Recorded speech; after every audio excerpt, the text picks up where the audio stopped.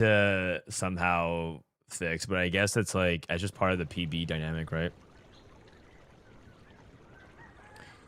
Very, very sad though. Okay, I'm back. Is it bad that I like the 3-cost loon more? No, I mean everyone has their preferences. Nothing wrong with some preferences, right? Right. Let me get my settings all correctly adjusted here. Okay. I mean, hopefully everything gets in a good place by the end of PvE. But I think people are right to be like worried, but I think it'll be fun. Let's be friends forever. Let's be friends forever. The first augment offered this game will be gold tier.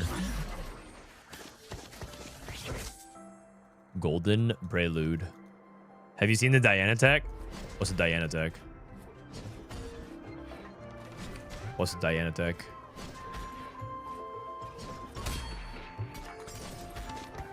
Shen? Dude, Shen is so uninteresting. Shield and nearby ally and both their attacks gain attack speed. There's probably going to be something eventually for him. But for now, he's just kind of boring. Porobot, Temporal Breach, and... Oh, you mean Riftbound. I thought you meant TFT. Yeah, I've seen that. They like they can actually double conquer and score 4 points in a turn. Pretty crazy. Yeah, update the top left. That's happening. Here we go. First, BFL Soraka. My CPU is overloaded. Oh my god. Let me look at my CPU right now. I think my CPU is getting giga taxed by TFT right now. 50%. That's not too bad.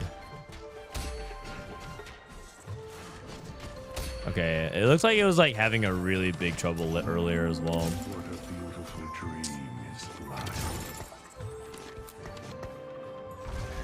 One day they'll make interesting Shen champ. I mean, they made him last at a 5 cost. Capital gains. Makeshift armor. Electro charge. Just some combat. Crimea River. Golden Prelude. Capital gains. So it's a bunch of econ. I don't even know if I'm gonna be making econ here though. It's probably fine to take it. Double trouble. What are some double trouble comps?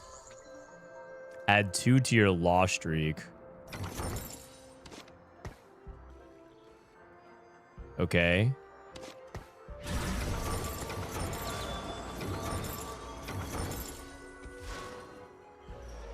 So, what are some double trouble? I think, what's his name? I think, S the Hero has some double trouble comps. Double trouble Rengar, double trouble Merkwolf, double trouble Warwick. Isn't Warwick and Merkwolf kind of the same thing? Should I try double trouble Merkwolf? Oh, I see. One's Rift Beast oriented and one's Eldritch oriented. I guess they both use all the same type of items, like BT, Sterix, Titans, that kind of stuff. I have a Quicksilver.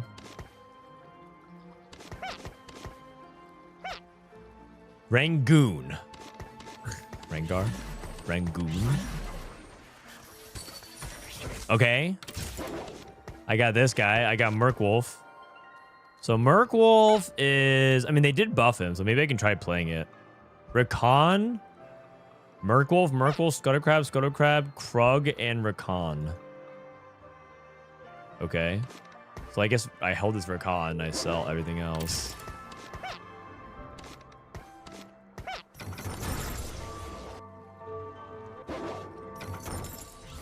Merkwolf is an assassin and Warwick is a bruiser. That makes sense, I think. That does make sense. Shuggle. Does anyone know my PB account doesn't give RP? Yeah, they don't give RP to TFT games anymore. You have to play League of Legends, or you have to play like Talker's Trials.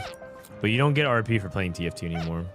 Because TFT players, they found that TFT players were getting too much value off of it, and like it was affecting their skin buying. So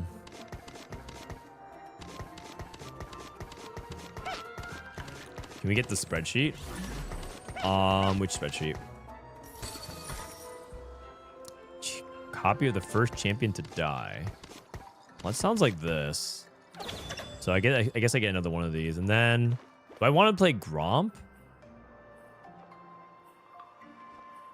I think I do play Gromp, but only from the perspective of I do want 3 Rift Beasts.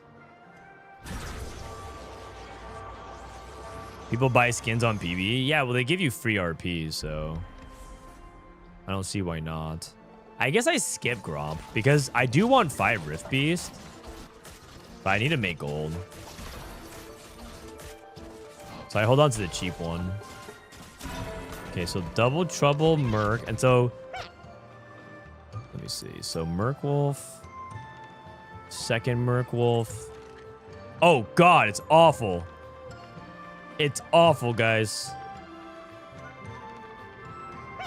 Holy cow. Hodge is not... Oh, no. All right, well. It is what it is. We committed to it. No items. It's better to... Oh, my God. I'm getting noob tricked. Warwick pivot.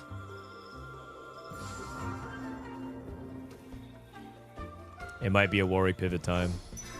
How about Warwick? Second Warwick. It's even worse. Oh, no. Oh, God. Okay, so what do I do here? Double Trouble Casio?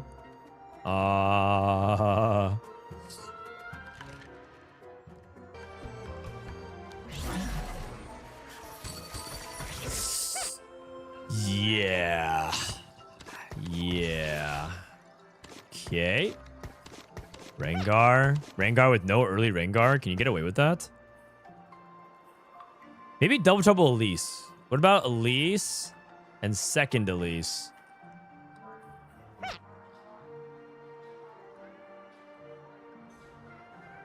With like... Oh, wait. It's actually good. Okay, no. That actually sounds good. That actually sounds good. Elise and second Elise sounds good. So I go Rageblade, Archangels. Okay, I'm back. I have my line. I have my line. It's Elise. It's Infinite Elise, Double Trouble. Oh man, I do lose some gold, but it's fine. So you play Elise, second Elise, and you play like the Archangels, Rageblade thing, and then you play Diana. It's Diana. It's just Vanguards. Okay, you play Coven early? Wait, I like that. That actually sounds good. That actually sounds good. Merkwolf, if you lose one and kill at least one enemy, gain a gold. Or gain 4. Oh, no, gain 4 EXP. So it's 1 for 4. So I need to find a way to gain... Guard. I need to find a way to kill...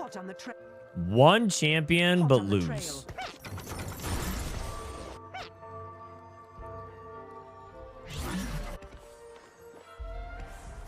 Okay. Hopefully I don't win.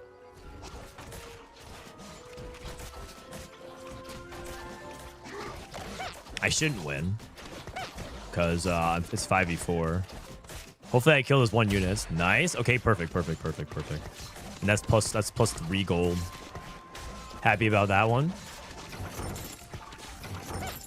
Okay, so Double Trouble Elise actually does sound good. Wait.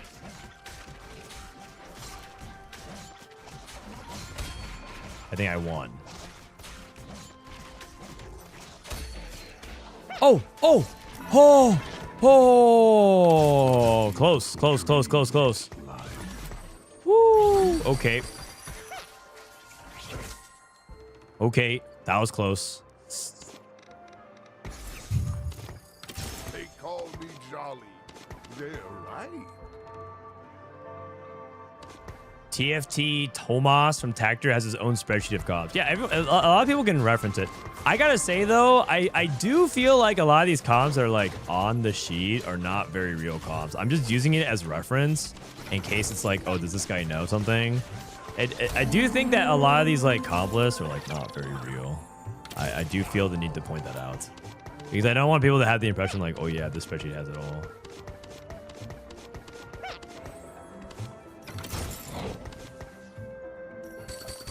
Ooh, wait, that's so big. Oh my god. Oh my god. A random 2 cost you have. Oh, I don't want to. Oh wait, it's actually good if I hit Merkwolf though. Oh my god, I just have to not hit Elise. Gamba or Caitlyn. No, it's too bad. It's too bad. Hitting Caitlyn's also really bad as well. No, it's too bad. Hitting Caitlyn. I need the forward to cup in here. That sucks. That would have been so fun though.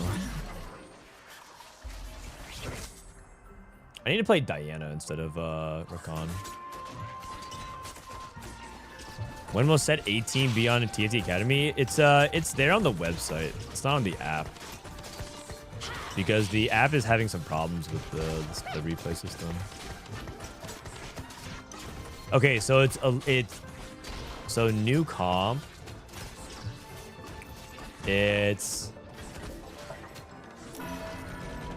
Diana, Elise, booster pack. It's probably booster pack. Spreading roots. Me, baby. This could potentially be really good. No. Booster pack. Blackthorn Monolith. What? I actually have double trouble Malphite here. So I have this. Oh, Diana's good here. So I have Diana. So it's Elise. What's the comp here? I'm gonna just build off of what TFT Academy has. So instead of like 2 Vanguards, oh, you just scale down the Lunar. Okay. I know what looks. I should have moved a little bit sooner. Sorry. I'm still figuring this out for the first time. Caitlyn. Maybe Reforge. Sageblade, Archangels, Titans. I actually don't have any components for this. Maybe Visage. It's Quicksilver over Titans. Hot on the trail. 50. Should I try to cash out or play for a little bit more? I feel like I can play for a little bit more here. I feel like I need The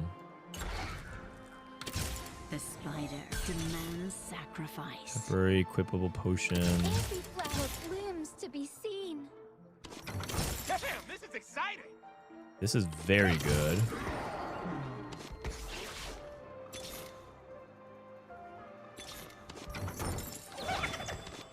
Another Elise. Okay. Oh, wait. This guy is going Elise as well? Oh, God. Oh, I see. Well, that's not good. Also, I think Diane's going to be the first unit that dies here. That's also unfortunate.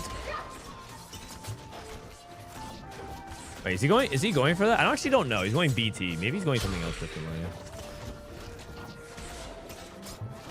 Also, I think I won. What?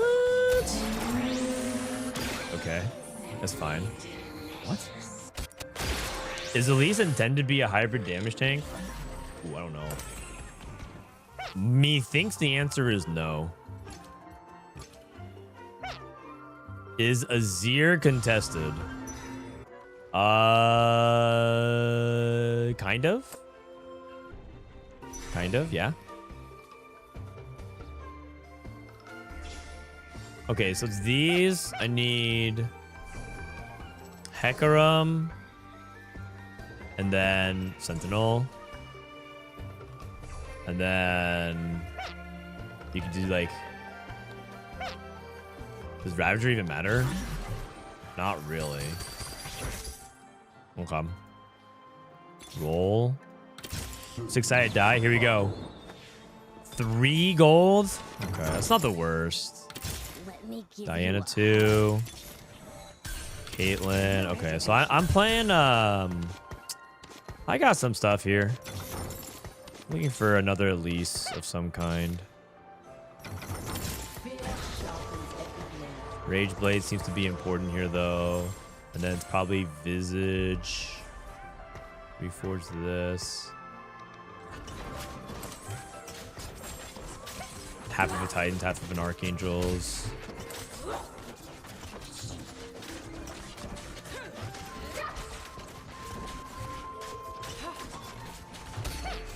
I guess I'm just playing as much Coven as I can until I have to pivot out. I do have upgrades, which is nice. What was that? At least it stops attacking. Is she getting stunned by something? Oh, is Zaya stunned? My god, Elise is so nutty. Elise is a tank, by the way. It's so funny, man. To be fair, her kit reads like it's not a tank. Transform into Spider, gain max HP, attacks, deal bonus magic damage, and heal.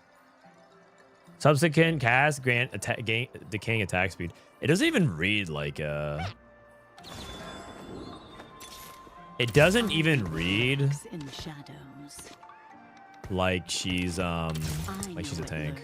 In the shadows. It reads like she's a carry.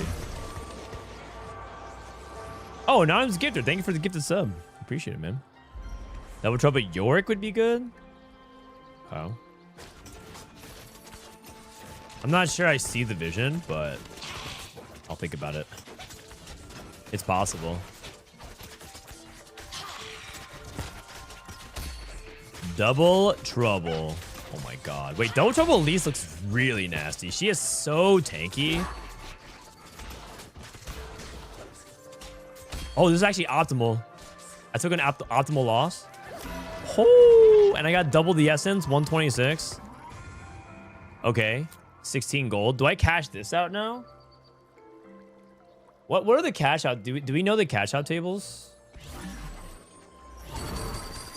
140. I feel like I gotta go for that.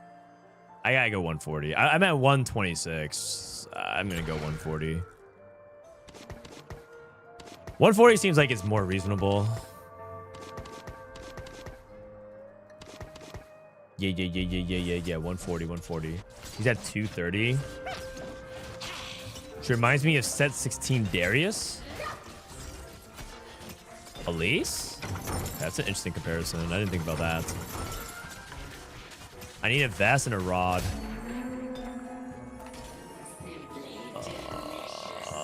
Hodge. For each ally live at 15, gain EXP. I mean, that's technically gold positive. If I have a good board. I said, God damn, I'm sick.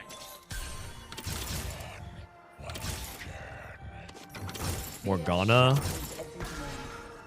I guess I could go red buff. Because it's I have no Titans, right? Raised by Titans. I guess it's red buff here. Reforge his cloak. Adaptive. Oh no. I'm like really whiffing on items here. I'm whiffing very hard on items.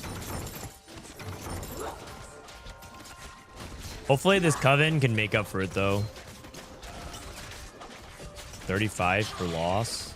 I might be able to go 200. Same issue with me. Yeah. Sometimes you have like the good setup, but your items are bad, which makes it not a good setup. Also, I am contested. Although it looks like that guy's pivoting out. He was originally holding Elise's. No hard feelings, Mr. Ken. Also, it would appear that as if Grimes disconnected. Oh, Wand Overflow. Rage Blade I mean, that's probably fine. It's probably fine. I need items, right? Nesting dolls is probably okay. And then for each ally that survives combat. Chosen of the moon. Chosen of the moon. Archangels. Morgana. Upon all the world. Send me to battle. Okay, death cap here. It's most certainly going to be this until I find... Oh, fuck. Minus one remover. What am I doing? Sorry. My brain is not working.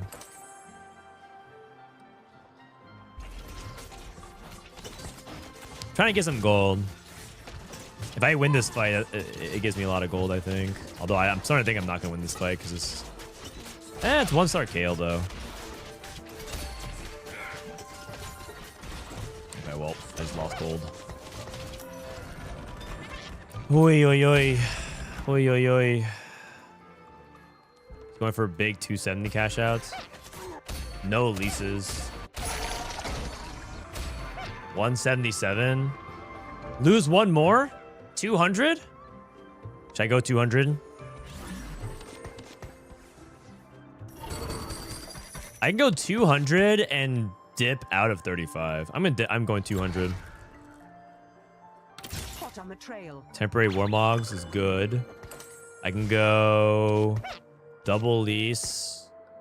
Joker's nice. Do this over Caitlyn, I think. Caitlyn's not doing much here. Casio. Sell Caitlyn. It's almost certainly going to be like pivot out, right? After this. I get out of Covenant entirely. And just go Vanguards.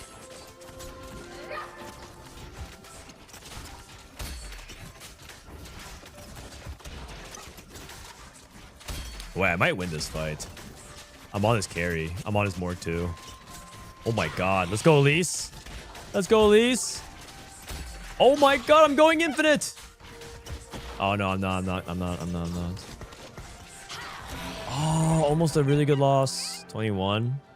He cashed out, so. Okay. I need this vest. Ooh. It's on a Tarek. It's on Tarek. Tarek is good. And it's Vanguard's Titans. Okay, so it's Elise. It's just Vanguard. It's Elise, Sentinel, Tarek. I just cut all the covens. I just cut the covens.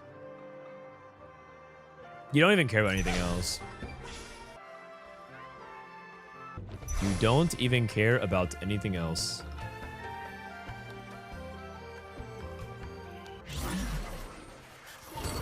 Cash out. 24 G's. All right. Invoker emblem. Oh, interesting. Sell. This here. 5 seconds. The spider demands sacrifice. I'm gonna go Invoker on this guy. I don't have Titans on him. That's fine. I can go Titans here. And then I'll go frontline item here. Pair Tarek. Ah, yeah, Tarek got paired.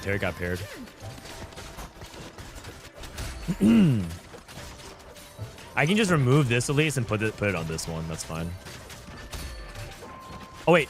Okay, looks like I win this fight anyways. It's fine. Should be okay. Wait, do I? I think I do. I think this Elise is too strong now.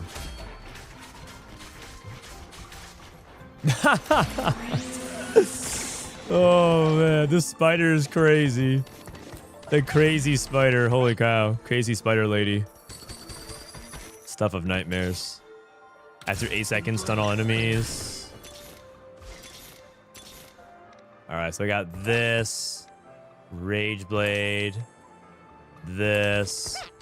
I gotta pair this guy here. And then it's probably...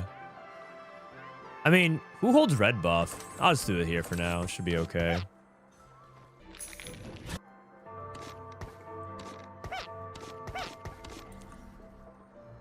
It should be fine, right? Is the Anvil trick with Carousel back? Yeah, it is. I just played the exact Coven Spellweaver game you did earlier. First. Boom. So you're going to give me credit, right, when you become world champion?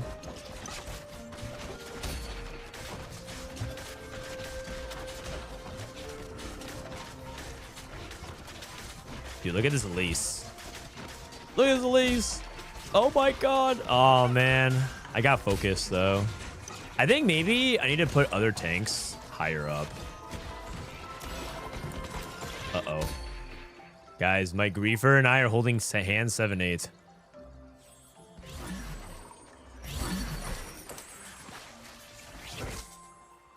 No. This is not good.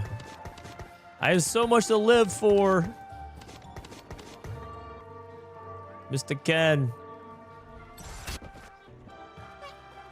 It might be a middle angle for Elise. We'll see. I'm about to level to 7 as well. I'm about to natural to 7. That's crazy. I rolled on 6 so much. I might want to go. I might want to roll on 7. I have Morgana. 3 Invoker could be good. Summon a Rift Beast. Armor and magic resistance.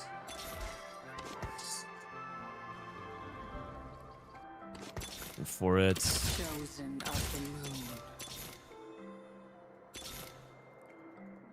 I know what lurks in the shadows.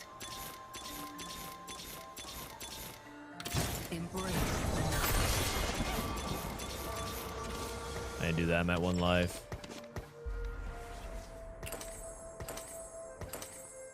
Oh man, unfortunate.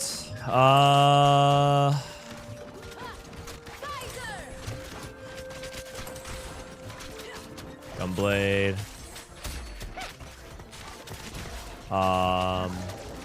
Spark. I'm just dead. It's an 8th. All right, well, we did it. We held hands. 7-8. Edge. Put in Morgana? No. I'm playing Double Trouble, so. Morgana wouldn't have made a difference. It's the fact that I just never hit my board, so. GG's. I mean, when you play contested reroll, you're probably just gonna die. I probably need to take some Econ Augment. Oh no, I did take Econ Augment. I took Booster Pack Plus. I've had 0 luck with Double Trouble. Well, I mean, you shouldn't be playing contested reroll, but I didn't think I had. Also, another thing too is I had bad items. My items took too long to get online. I feel like this Elise comp for me, every time I try to play it, it does not go very well. Also, every time I play it, there's some other person holding Elises, so. That was just an unfortunate contest. All right, Succulently, Sandir, and Ryuki. I think this might be one of the last ones. We'll see. All right, who wants to play? PB. Who wants to play, guys? Everyone offline? Sag. I think everyone went offline. Legatti, you around? Fun Player PBE and Bucknuts PBE.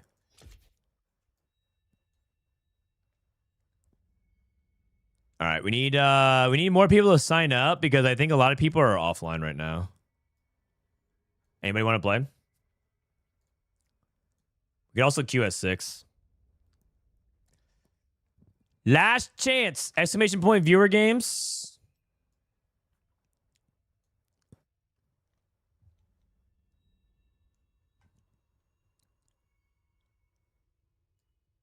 Oh, never mind. Sorry, we got everyone. Can I play again? Did you just play? Oh, I mean, if there's no one else online, then yeah, you can. I just don't want to make. I just don't want like people to re-queue immediately. But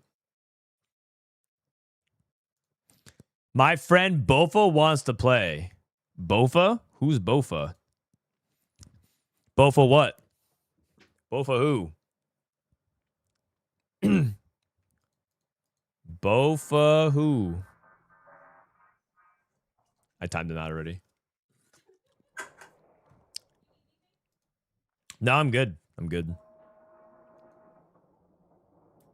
Where are the 427 league icons on your desktop go? What are you talking about? I don't know what you're talking about. How did you fall for that? Fall for what?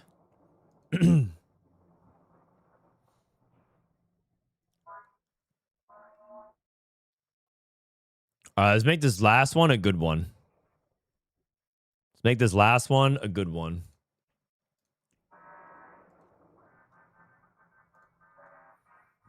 What's the joke with Bofa?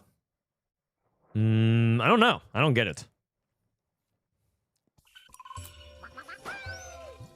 If someone from your invited lobby holds your units again, ban them. I feel like that's not good practice.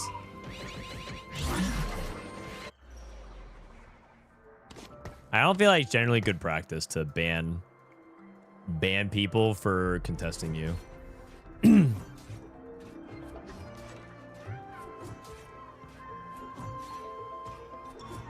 Because then what kind of precedent does that really set for everybody else, you know?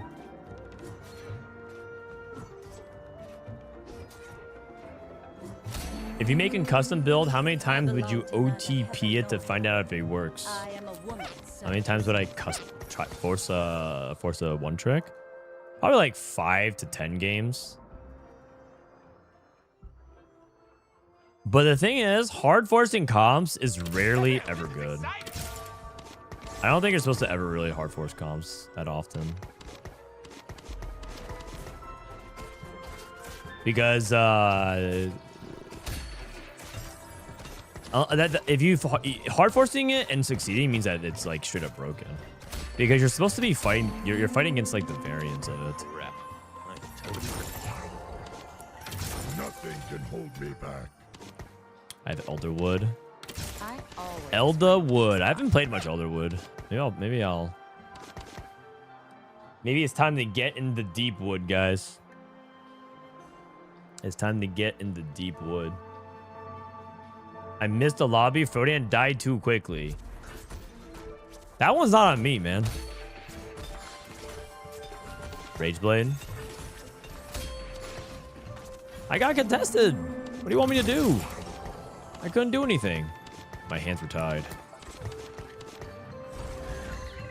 Frontline Foundation, Booster Pack, Infinity Protection. Infinity Protection sounds like it could theoretically be pretty good in Elderwood. Hard Bargain. Oh, that would be good with like Coven, right? Frontline Foundation or Booster Pack. Maybe Frontline Foundation. Gain a lesser champion duplicator.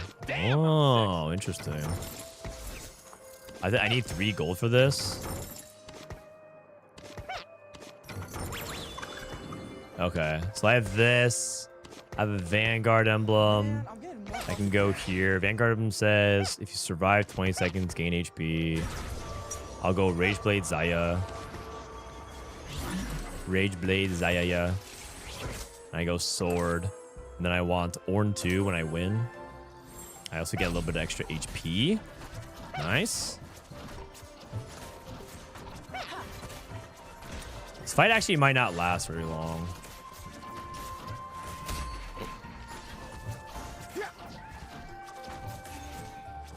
Three, 2.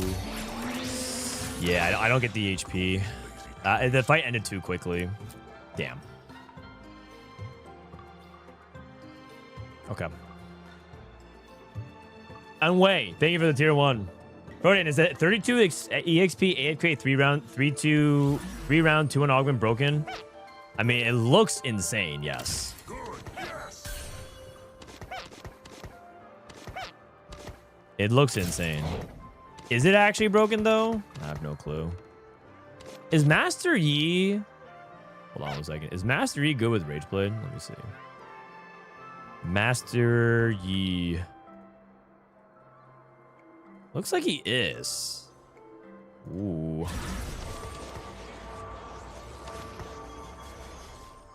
Do I want to dupe anything? I can hold Yi. I haven't actually played any Yi reroll.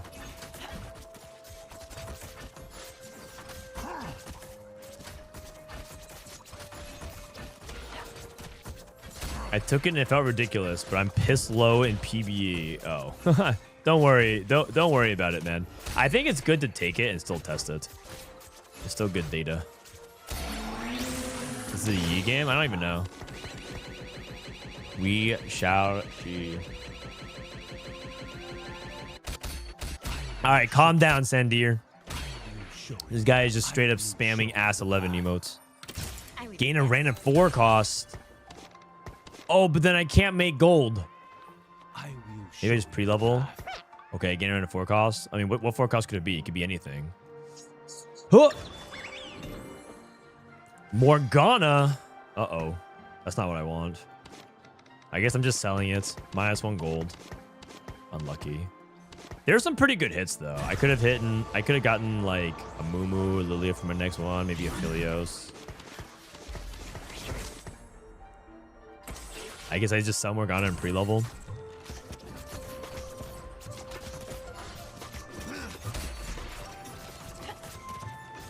Morgana these nuts. Good one, buddy. I can't tell the lobby strength is low because piss low PB or because no one knows what they're doing yet. It's a little bit of both. Isn't that the fun of PB? I feel like that's like half the fun, you know? It's gonna pre-level here. Might as well. What a beautiful dream is life. I feel like Elderwood temple like this plays well into Draven. Oh my god, so many units. What a beautiful. So many units. I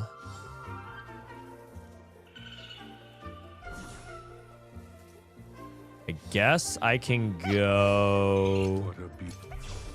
Deathblade on Gromp. Dude, there's so many units. I'm getting overwhelmed. I think I'm gonna go Deathblade. That sounds most reasonable. Since I'm playing Rageblade here. Rageblade, DB. What's the best build here on Draven? Rageblade. DB. Yeah, DB's good. +1.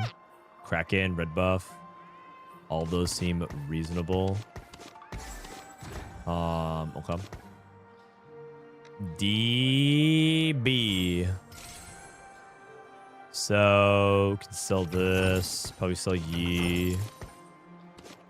Brawler, Defender, Juggernaut.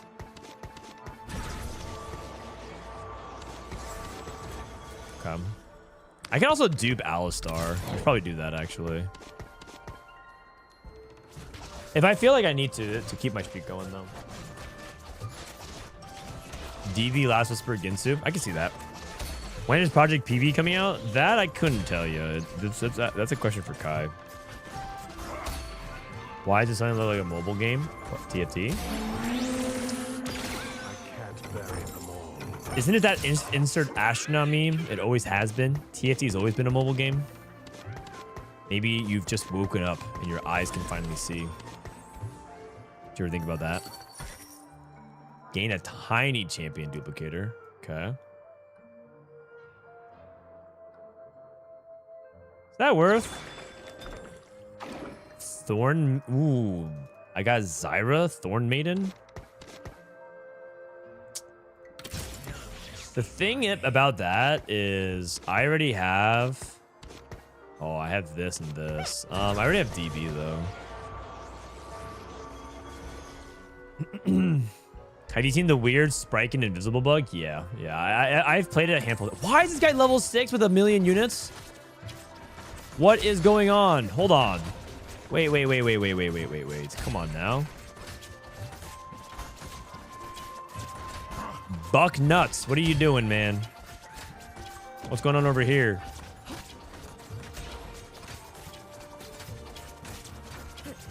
Oh, but you have Shojin? You're gonna lose. Buck nuts. What are you lost? Uh-oh. Brother, come on, man. Damn, this is exciting. Trying to end my streak like that. Not cool. Birthday, you didn't feel so good this set? It feels really good. Yeah, I agree. Damn, Does anyone know there's a way to play TFT as a Mac and iPhone user? The waitlist for test flight is the same for years, and the new engine is not supported. Yeah. Oh, Gold Orb. Ezreal. A Zyra. Miss Zyra 2. Miss Zyra 2 on 5. 2%. Kind of a crazy drop. Missing LeBlanc. Got LeBlanc. After 3 player fights, gained 2 gold per fight one. Watch closely. I guess if I win, I may get back 5 Elderwood. Can sell. Wow. Okay, and then I have Steadfast, Beastly. The tens of Mac players are affected. Dude, why are people so mean to Mac users? Is it because, like, their machines are expensive and all fancy? I feel like there's so much unnecessary elitism towards Mac users.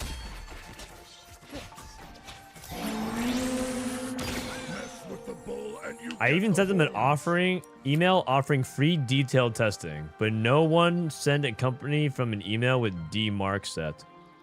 Okay, I don't know what that means, but the thing is, if you just raw email riots, I don't think they'll answer back a lot of times. Oh, there's the invisible bug. Oh my god, 11 HP.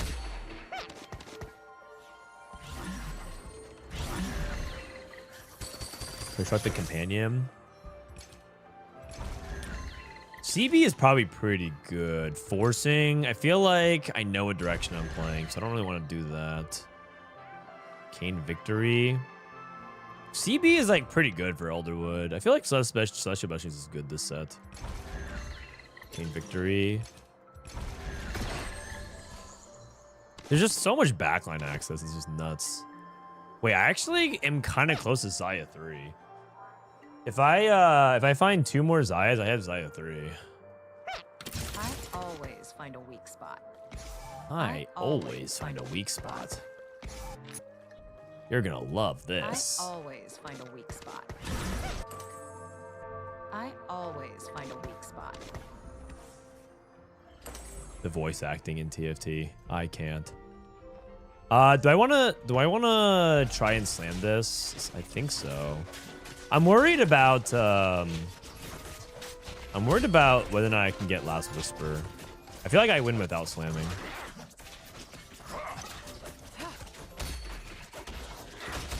Is Alan ZQ going to be teaching Riftbound? He's going to be coaching me, yeah. He's going to be coming on in, like, I think half an hour or so. Hopefully. I told him to message me when he's ready. Crap. I totally forgot why I'm here.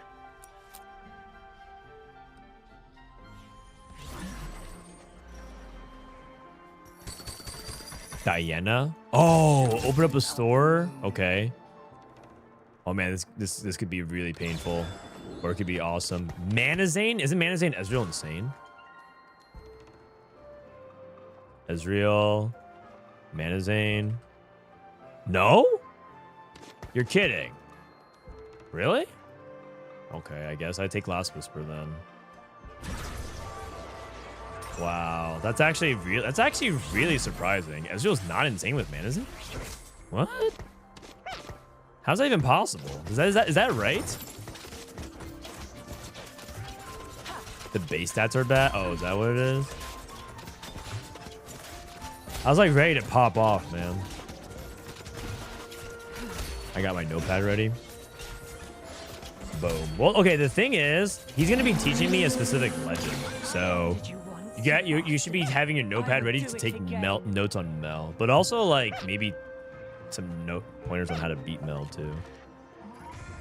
It'll be good. It'll be good.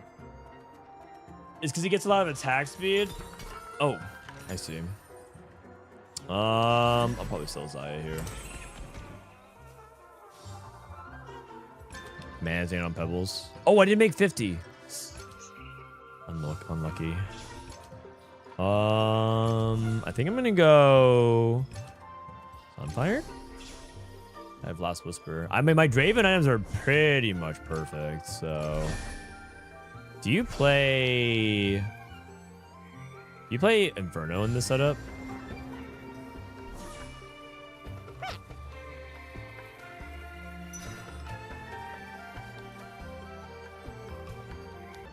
You do? Zaya? Wow, I'm actually one off Zaya 3. What the? That's actually crazy. I'm one off Zaya 3.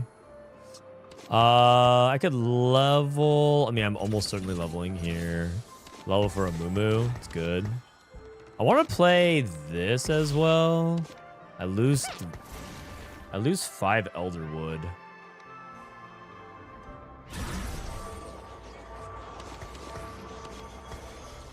I lose 5 Elderwood. Coven. I mean, I also could just drop 5 Elderwood and then play better traits in general. I can drop Ezreal and LeBlanc. My Master's friends have a rule for TFT. They only play even versions of a set. 12, 14, 16, 18. Okay.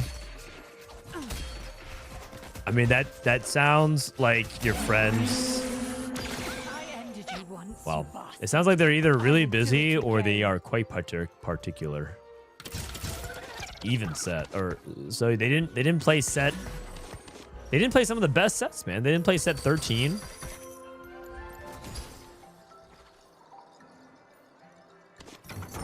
You didn't play set 15? Oh, man, he missed out, man. Set 15 was the best. I have Zaya 3. Should I just go Zaya 3 right now? Zaya 3 into Fast 9. I like that. I always find a weak spot. I always find a weak spot. I would never. We don't talk about set 13? Wait, what? Why not? Set 13 was great, man. Oh, this guy's Pebbles rerolling. Set 13 was great. I know that, like, some people really hated set 13 because they were 6 cost, but I feel like that didn't ruin the set. I feel like if you didn't like set 13, then I think you missed out, personally. I don't agree with that opinion. Set 13 was cool. It was also really balanced.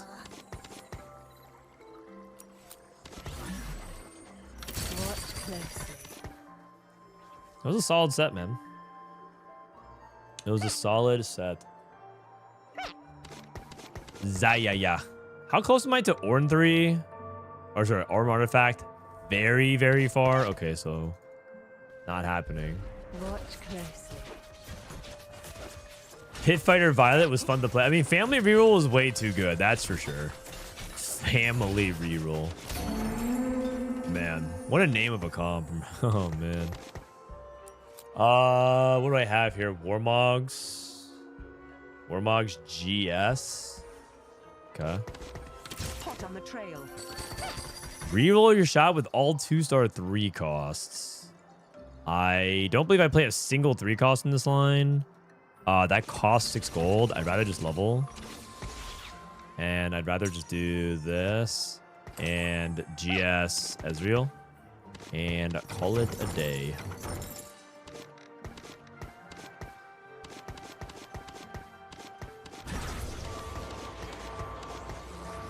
GS.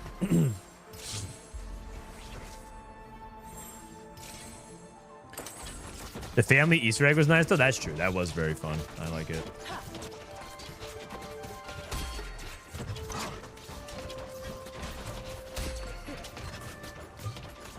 Okay, my spot here for Fast 9 is so good.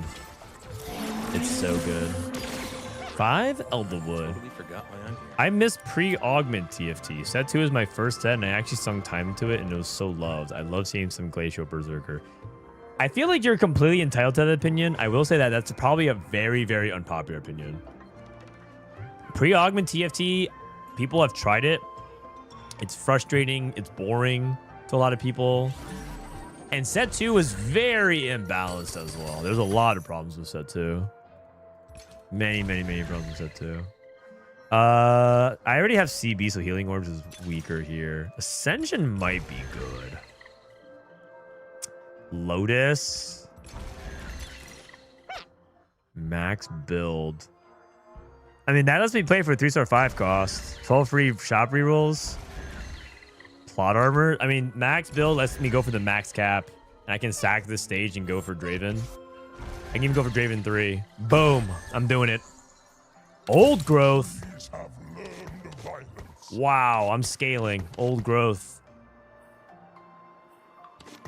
What's my Fey at? 20. Scaling my old growth. Wow, that sounds really bad out of context. Old growth for an old man. Me? I'm not that old. The only... Okay. I know that Robin might be born after me, but Robin's still older than me.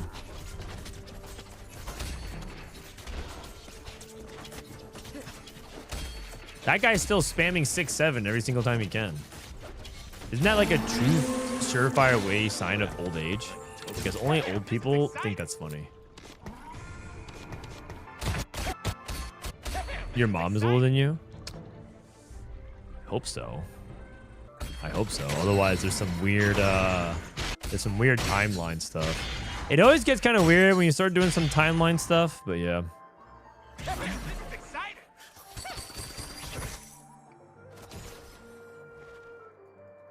Tank reduces instances of damage. I'll do that. I really hope they aren't finished with this new engine. Oh, they're not. They're not. They have a lot of ways to go.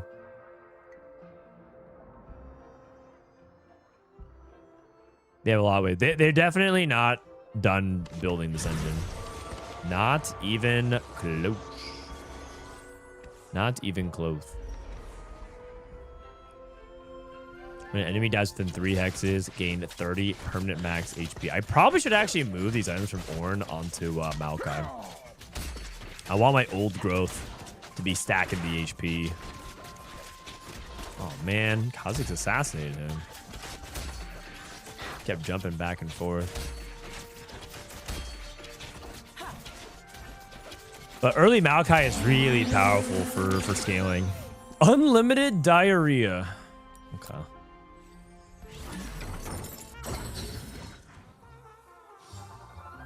All right. What do I want here, itemization wise? Probably a third tank item. Gnar is very good. I'm gonna get that. Stoneplate is good. I could go Sunfire, but I'm eventually gonna go down Kennen. I feel like you don't need it as much. I'll take Crown Guard. Does Crown Guard scale with Maokai pretty well? Not really. It's probably just Vow then. Or is it Steadfast? It might be Steadfast. I'll go Steadfast. Yeah, AP scales his healing. It doesn't even do that much. So we'll do this, this, this, this, Zayaya. And then, am I supposed to level and roll here or no? I think I just wait. I'm at 103 health. I can afford to trade a little bit. Ravager Emblem. Actually, it's kind of insane that I took max build and I'm still winning. I took max build and I'm still winning. My setup here is nuts. I'm pretty sure Elderwood is just such high amount of stats. And because I naturaled Xayah 3 with my dupes. Lobby is weak. Legatti is gonna take that. Dude, he has Inferno Affilios with Kraken DB. That doesn't look weak to me at all, man.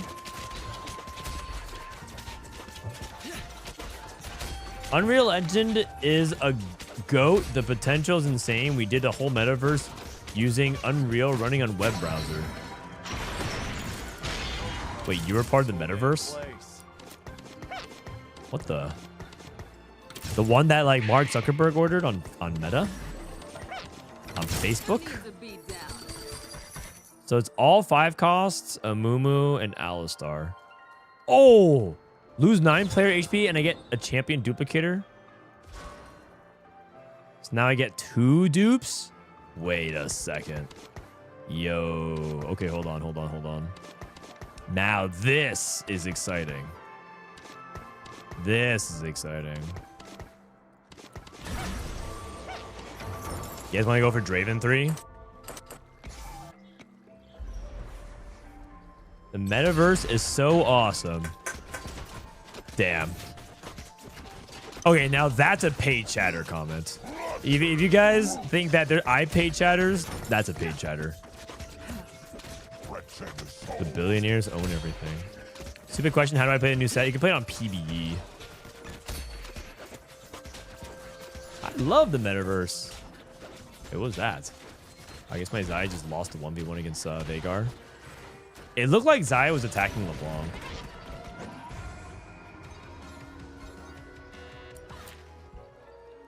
Just Google how to download PvE. And then you got it.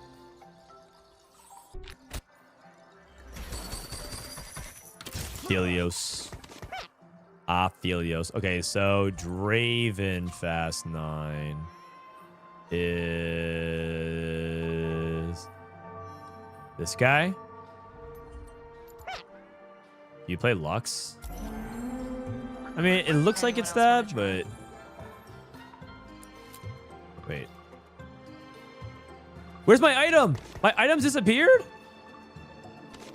Oh no. Oh no. Uh-oh. Uh-oh.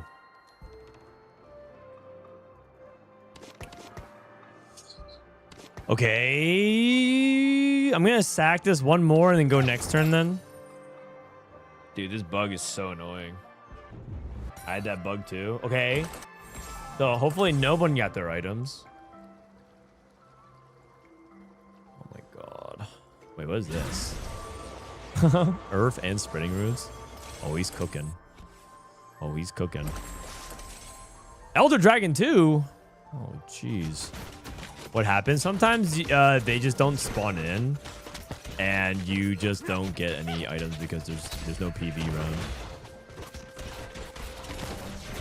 Oh my god, I got murdered. Okay, so I level here next turn. I level and I roll down. I roll down hard. I roll down real hard. Oh my god, the shield is crazy. Okay, 68. Here we go. Level 9. Amumu. Emerald. Whenever an ally dies, it's good. Raven.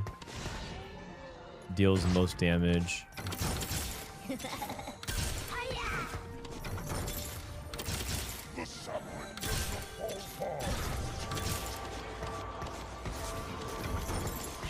Alright, so I have this.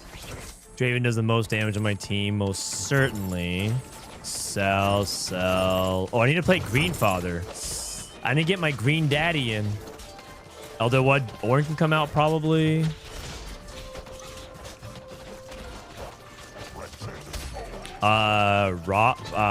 Rakan comes out as well. Come on, Draven. Come on, Draven. No, stop attacking that. Kill the Bramble. Oh, I got my dupe. Okay. So Draven gives me 2 free rerolls. Okay. I'm on a 4 loss. So I have this here. I have this here. Draven gets 6 kills. Deals the most damage on your team. I think the free rerolls is good because this is like 12 gold. But I think this 6 kills seems to happen very often. Greenfather.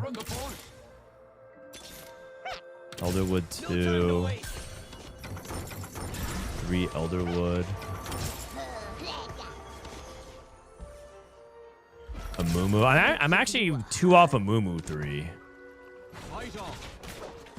Tarek Pear was auto-assigned. Whoops, my bad. I think I forget every single game. Actually, I don't think there's a single game I remember to pair Tarek at the beginning. As soon as I put him in.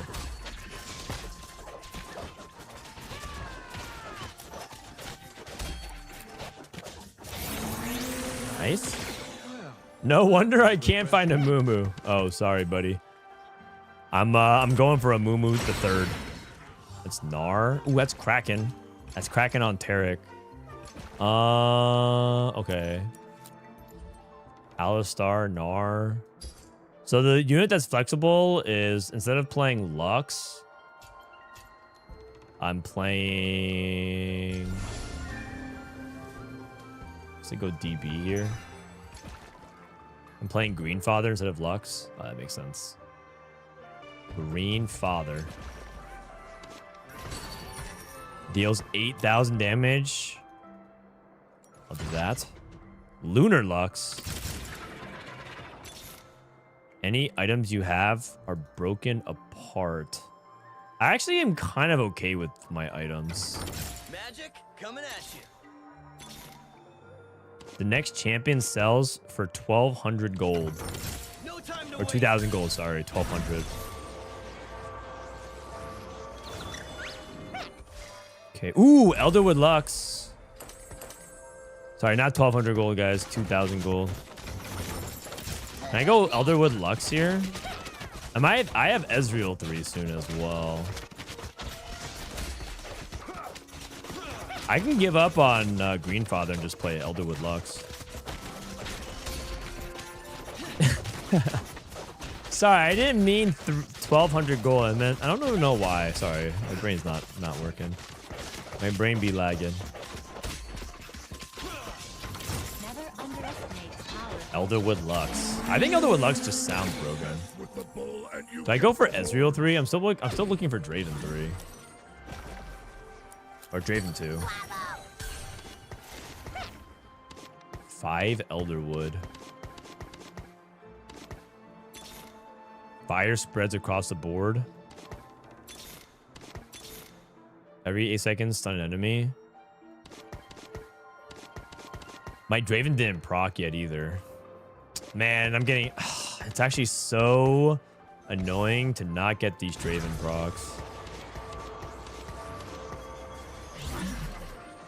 I'm gonna wait for this so I can buy this. You should be buying late game charms, but I'm pretty sure I can get Ezreal 3, so I'm just waiting to see if I can get anything else. All right. Oh wait, was it just Draven deal damage in general? Oh, it was. I thought it was dealing 8,000 in one fight.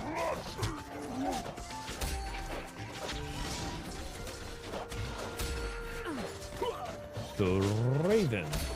Is Draven the best deck? I building Draven's really good. Wait, where was Draven aiming? He was like throwing behind me. Maybe I can go Maokai 3. You gotta do it now, right? Draven deals the most damage.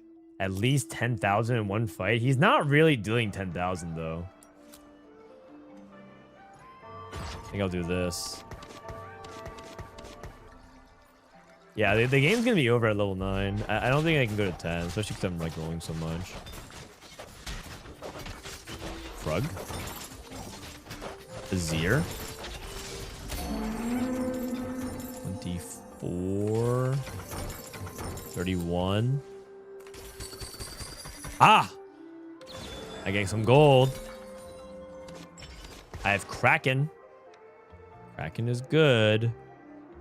I guess I go Edge of Night on Cannon.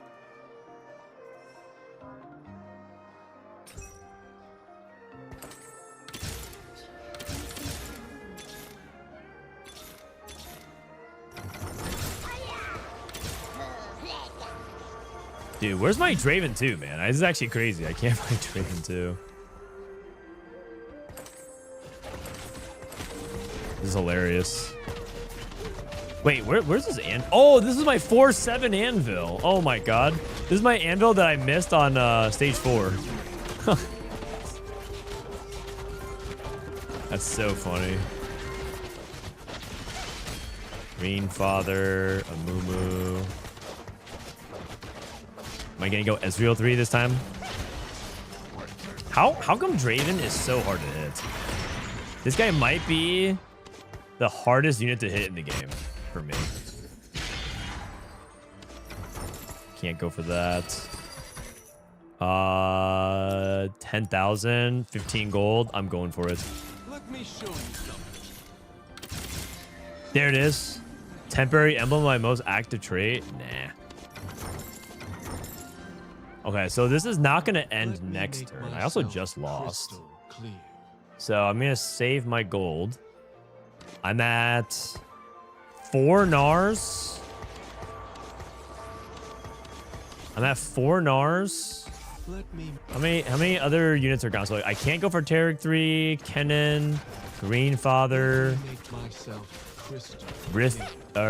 Elder Dragon. It's just Draven, right? I think it's just Draven. I need Draven to do 10,000 here.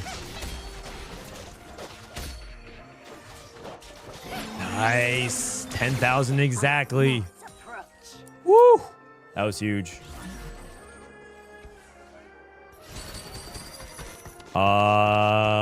Ooh, a random 5 cost? I'll take that. Gnar? Did I roll for Gnar 3? I think I do. We rolled all 5 costs. Draven. Draven. Draven's here all of a sudden.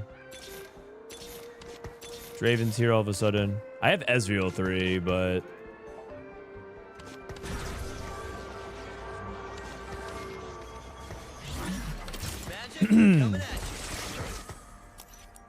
I have Ezreal 3, but yeah.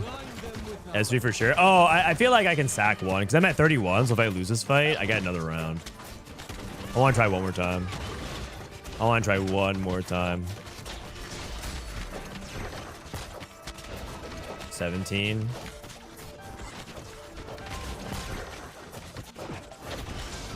Okay. Okay. Ezreal 3 is a backup. Do I go? I think I go Draven 3. I feel like I'm not going to hit Gnar 3. Pretty unlikely for that to happen. Is there a 5 cost here? There's a Gnar. I can try taking Gnar. Oh no, I have 6 Gnars. Oh, it's Gnar 3. It's Gnar 3. It's Gnar 3. I have 6 Gnars. I have 6 Gnars. Okay, so I sell probably.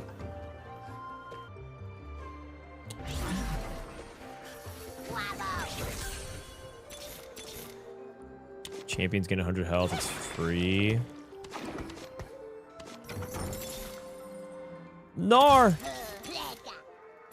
Oh wait, I have it. I just have Gnar 3. Oh. Okay. What does he do? I don't even know. But hopefully something good. Gnar 3, baby. 10,000 transformation HP. Oh, he knocks everything off one by one? Yes. That's actually awesome. He just wrestles everyone and just throws them off one at a time. Excellent. No, that was fun. I like that. Yeet. All right. Wow. The max build plus the duplicator charm. I'm glad I hit that. If I settled for Ezreal 3, it would have been like, eh. I also had 100 exact gold. Love that one. All right, let me message Alan. Yo, I am ready whenever. Last game just finished. Let me know when you want to start. Oh yeah, /marker. Gnar 3. Good tuber or YouTube short. Carousel MVP. Yeah, that was a fun game. I feel like the 3-star 5 cost. I mean, it wasn't that theatrical, but it was fun that he goes in and just throws everyone one at a time. I'll be doing so this was my last game, I think, for TFT of today. I'll be doing some Riftbound stuff with Alan starting today in like a few minutes. And then tomorrow and Wednesday, or tomorrow and Tuesday, I have Colin.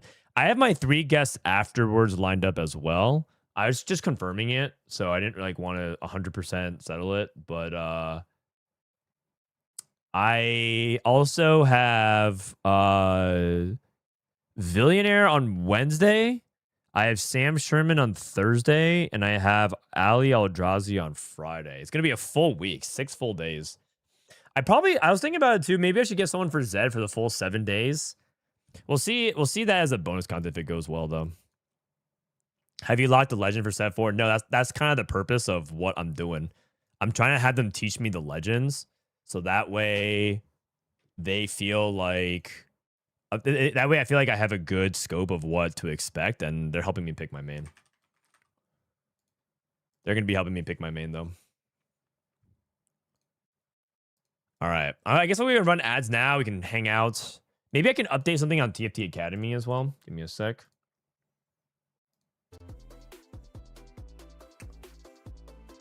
All right. I remember I wanted to make a couple of changes on TFT Academy. What was it? Did I say? I think I said out loud what I wanted to change, right? I mean, overall, I feel like the S tier makes sense. These are like all really, really strong. Oh, Ezreal max cap. Wait, isn't that the same thing as Draven Fast 9? Wait, it's like the exact same thing. Haha, it's the exact same thing. Okay, so we probably hide. Wait, is Draven supposed to be here? Oh, for the 3rd hex row. We're just gonna hide Draven then. I'll just hide Draven because I think it's like the exact same comp. So Draven Fast 9, and then it was the tooltip here, I think. Draven and Ashe are interchangeable. Best Lux equals Inferno. What are the best Luxes, I think?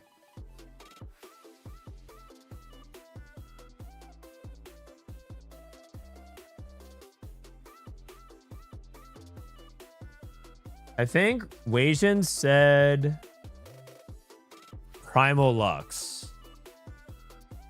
Inferno or Primal Lux. All right, we can start with there.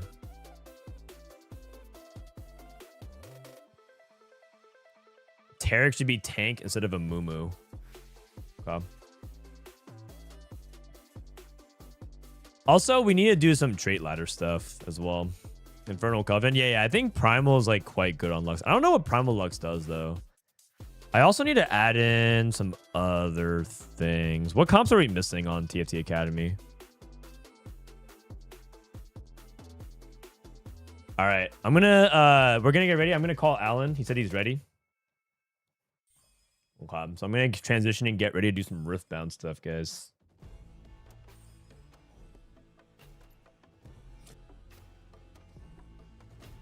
Hello, friend.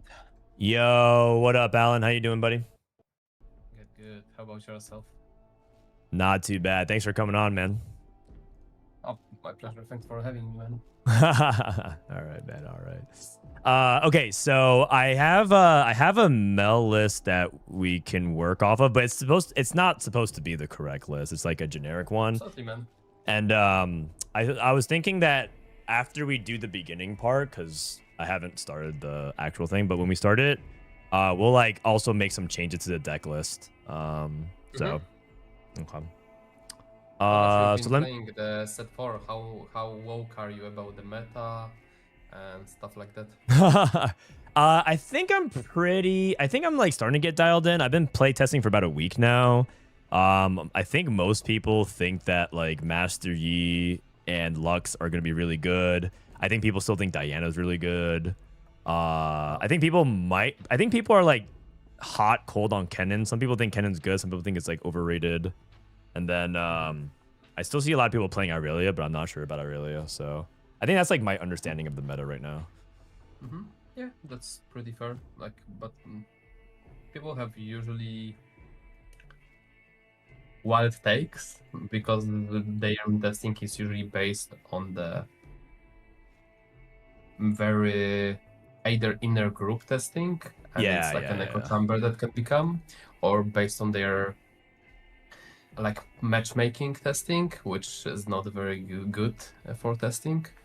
And the problem also people have, it's very easy to build the E or Irelia because you need to just change like a card here and there, and people don't know how to deck build against it, and they get very punished if they go with the regular deck building because Akali poses a problem, and if you combine it especially with like Camel against E, you suddenly have 4 Camels main deck, which is like 2 and 2 Akali, and possible can even become 6, especially like if you are talking about Mel against E matchup, and Okay. people approach a bit incorrectly deck building if they expect Irelia and E being a good share of meta. You have to build a strong main deck that already is doing well into DOS, and then you have to have like a alternative plan to beat just the jungle matchups and like spell decks.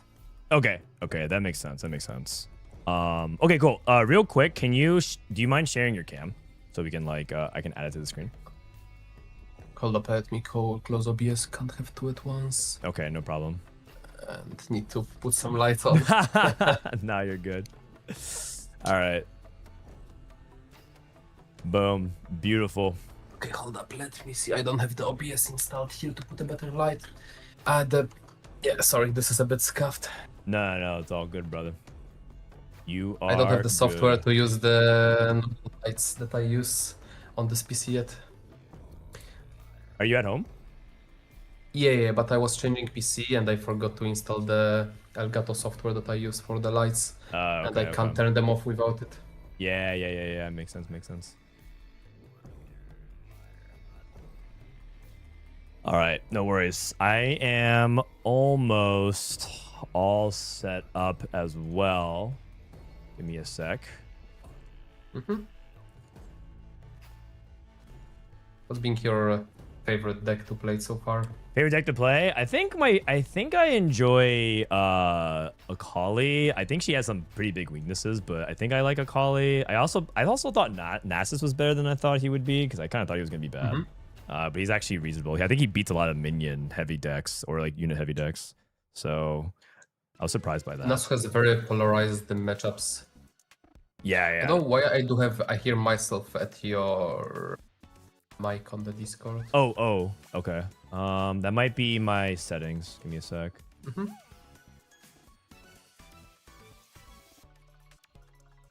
Speaker. Okay. Speaker is...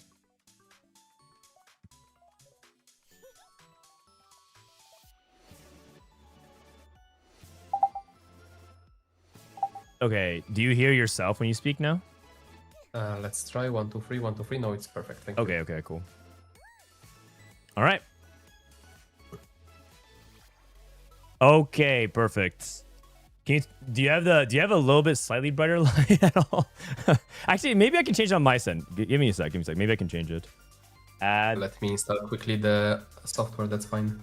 I'm supposed to do that anyway. I'll fix it while we go, so we can start. Okay. Let me... Oh no, I can't. Default. All right, perfect. Okay, cool. I will get it started here in a sec.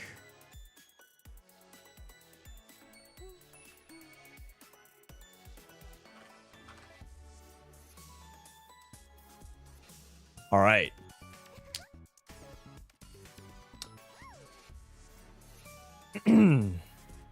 This looks fine. Yeah, it looks fine. Okay, we can get started here.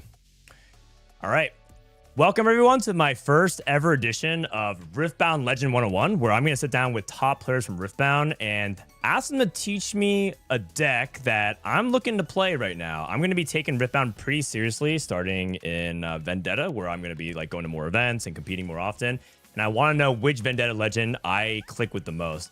And so I figured to start with the number one player who is doing really well across all regionals, won 2 RQs, has top 8 a bunch of them, and is also the blue-purple legend himself. It's Alan ZQ. Thanks for joining me, Alan. How you doing, man? Hey guys, pleasure to be here, and yeah, we'll work on some Mel today. Yeah, awesome. So Alan is going to be walking us through Mel today. And the purpose of this of this is to just basically try and learn as much about Mel. And Alan, I do know a decent amount about Mel, but at the same time, there's a lot about blue purple that I don't really understand. I lose to it all the time because I was losing to all kinds of blue purple, right, from the very beginning. And then like when Ezreal was really popular, when Diana is still around, and now people are playing Mel.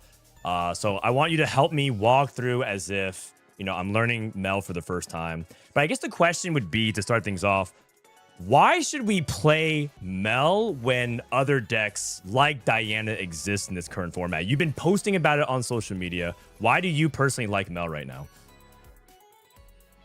Rebuttal is a pretty good spell. Rebuttal? Yeah. I mean, this card is gross. It's kind of like Defy, right? But it has way better upside. Is this the only reason why you like Mel? I mean, to be fair, she has very good chosen champions that are very flexible based on how you build the deck. Okay. I use both in different versions of I run.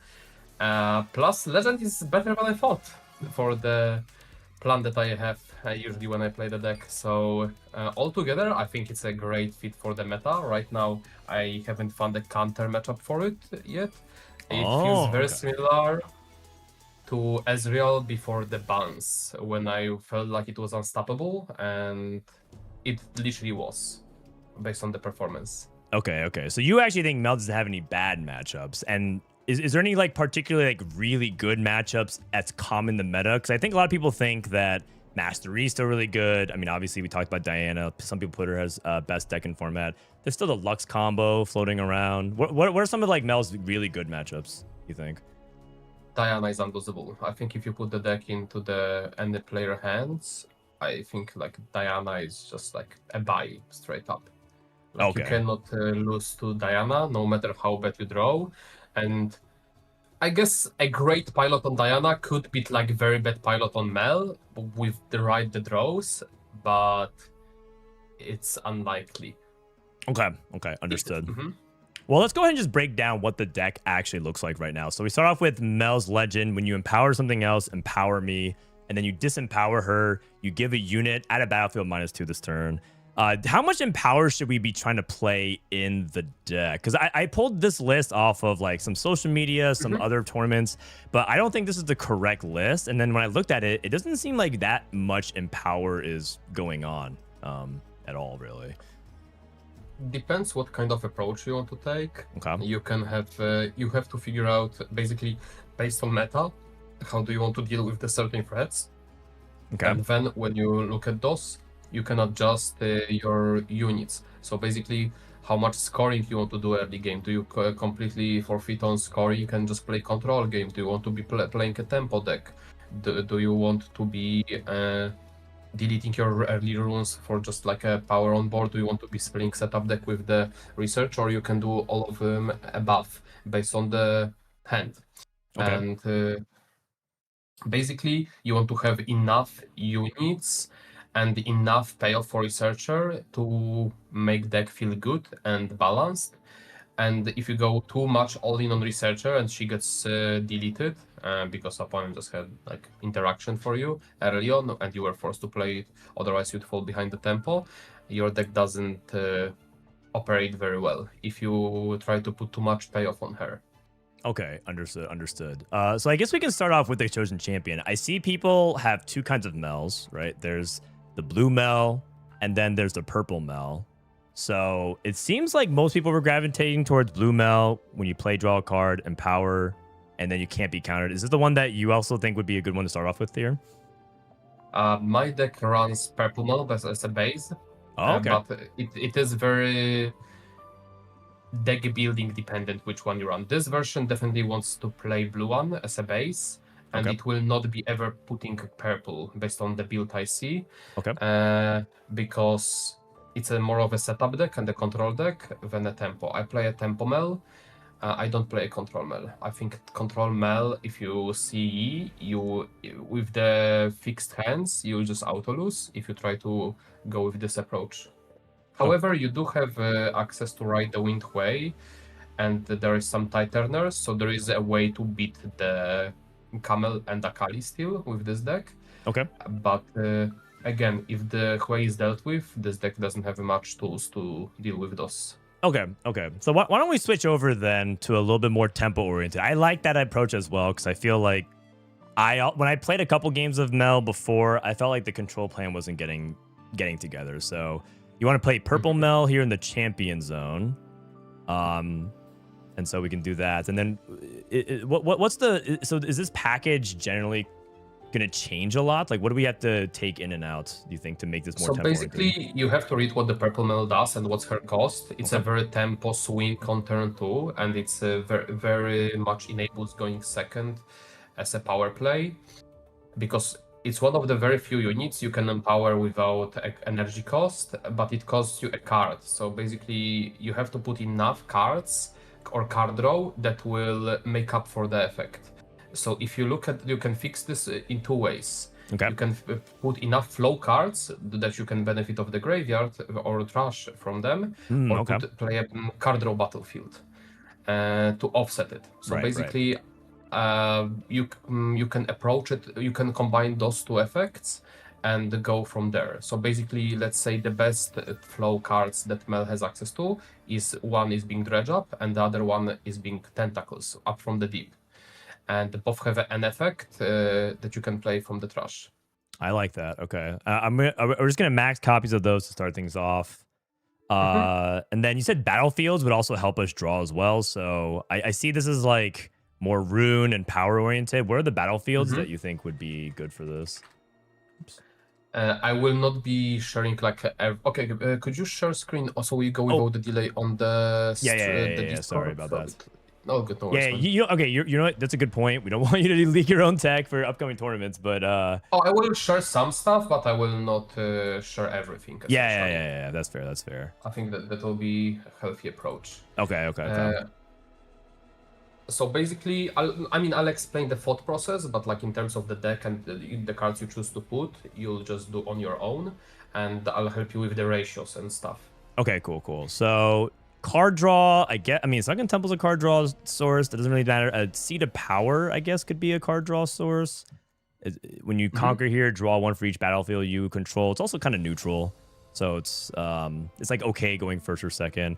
Ravenbloom Conservatory is card draw, but I don't know how much it fits off the top of my head. If you look at that from the deep, you have like a very good source of units that you can just feed for a point and get a card draw of it, which are Tentacles. So Conservatory would be my choice here on game 1 with Purple Mel, and you can also banish a unit from the Conservatory to take over again with the Tentacle without giving opponent the value of the Conservatory. Okay, I like that. Okay, cool.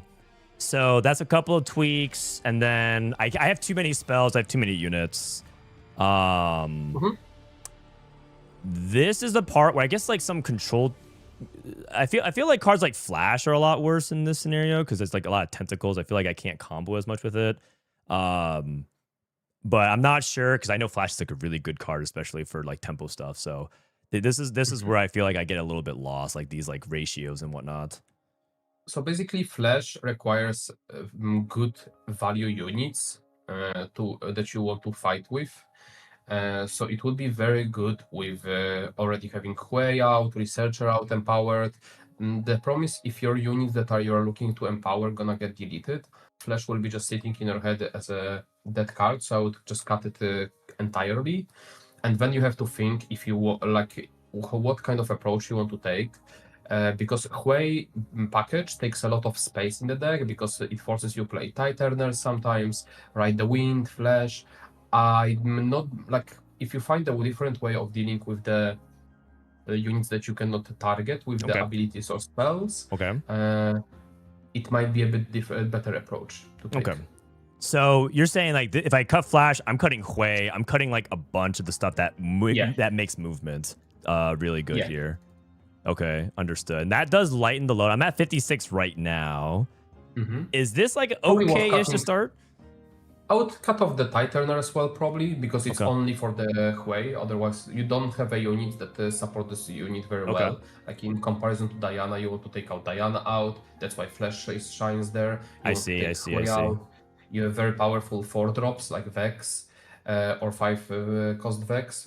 All of those are premium Flash targets or Tighterner targets. Here, if Okay. you look at the deck, you don't have really anything that can be protected early, and you will often just lose the unit. And if you lose those units and you don't have the like, it's a win more, especially cards when you're ahead, you're winning anyway the game, and Flash doesn't benefit to you anyhow in those situations. Okay, understood. So the general game plan of this deck is continue to put out these units, use these spells to maintain tempo, removal, card draw, counter spell, removal, card draw, removal. Okay, so then, but the thing is, I worry that I don't have enough 2-drops now. I have Ravenbloom Student and I have Traveling Merchant. If I'm trying to play a little bit more tempo oriented, is this enough units, or should I be adding more? I think the great third option would be Gust Monk, especially to target also, like, it's a good late game drop. Okay. That, like, you don't have to, like, early game, if you're missing 2-drop, you can just play it as a 2-drop. And then late game, it helps buffing your tentacles if you need to go over something. You can pair it up with some unit and ride the wind around, like with 6 might, let's say, Researcher, and clear 2 battlefields. Okay. And it's a good top deck late game because it's a combat trick and it's a good unit to start press as well. Understood. So I think in general it's a good, like, a tool of card in this type of style of the deck. Okay. I like it. I think this deck is looking a little better. What's not legal? Oh, sorry, my sideboard. Oh, right. Okay, so when thinking about the sideboard, we're thinking about like the matchups that we might go up against here. I think the general was like we want to have gear removal because right now just gears in general could be something that swings things, whether it's destroying Auroras or whether you're going against, like, you know, Irelia, you want to get rid of her Guardian Angel. What other things should I be thinking about? Like, yeah, I guess I don't have that many counter spells. Some people play like Abandon, some people play like Hard Bargain, cards like that. What other cards I should be thinking about on my sideboard here? So in terms of more counter spells, Abandon is there for like very big spells. The question is if you care about the big spells. It's essentially Ruination, Progress Day, Time Warp, and Time Warp is just looks, Progress Day is just looks as well. Ruination is like a control cannon, and the question is, do you even need those cards against those matchups? Because if your main game plan will be Tentacles, scoring with those, and maybe getting some more accelerate units like Sprite Fountain in the sideboard, then you might not need it altogether. Then, like, it depends on the deck building. If it was like more of a Hui deck and you needed to protect your units also from Singularity all of the sudden, then Abandon gets also better. Now that we lean away from like big units that you need to protect, we don't have to sacrifice the sideboard slots for such cards. On Gear Hate scenario, depends which Gear Hate decks do you want to target. If it's Aurora, this deck already bullies Aurora so hard, you don't need that many slots, just like 2 turn 2 does is enough. And it's also gonna be used against Azir, Irelia. Against T, you care more about like accepted losses. So when you walk in and they have hidden Zonia, you can delete their Zonia because it's an action based speed removal. And turn 2 doesn't have an effect until the next turn. So hidden gear doesn't necessarily allow us to remove it beforehand. Okay, understood. All right, so I feel like this sideboard looks okay. I don't know if you would change anything. But I would remove the prefects. I think they're redundant. Okay. You don't need another Gust Monk for sure. Okay. So now I have you definitely need a way. Yeah, you definitely need a way to be dealing with the Ruin Runner and the Akali. So I would opt for Kha'Zix or 2. It's generally a very good answer, where you propose opponent enough damage, they have to like punch first. If you don't have Rebutal, you can just offer a Kha'Zix and walk over them, and it's just like something that you can ambush is very nice. Okay. And generally a good unit, especially with the Tentacles, good with the Sprite Fountain, offers a lot of might, and it's good in general like against a lot of decks. Okay, understood. So this is 9 cards. Guess we'll throw in maybe just like one more counter spell or something in case it's like a really big spell matchup like Lux or something that maybe I need.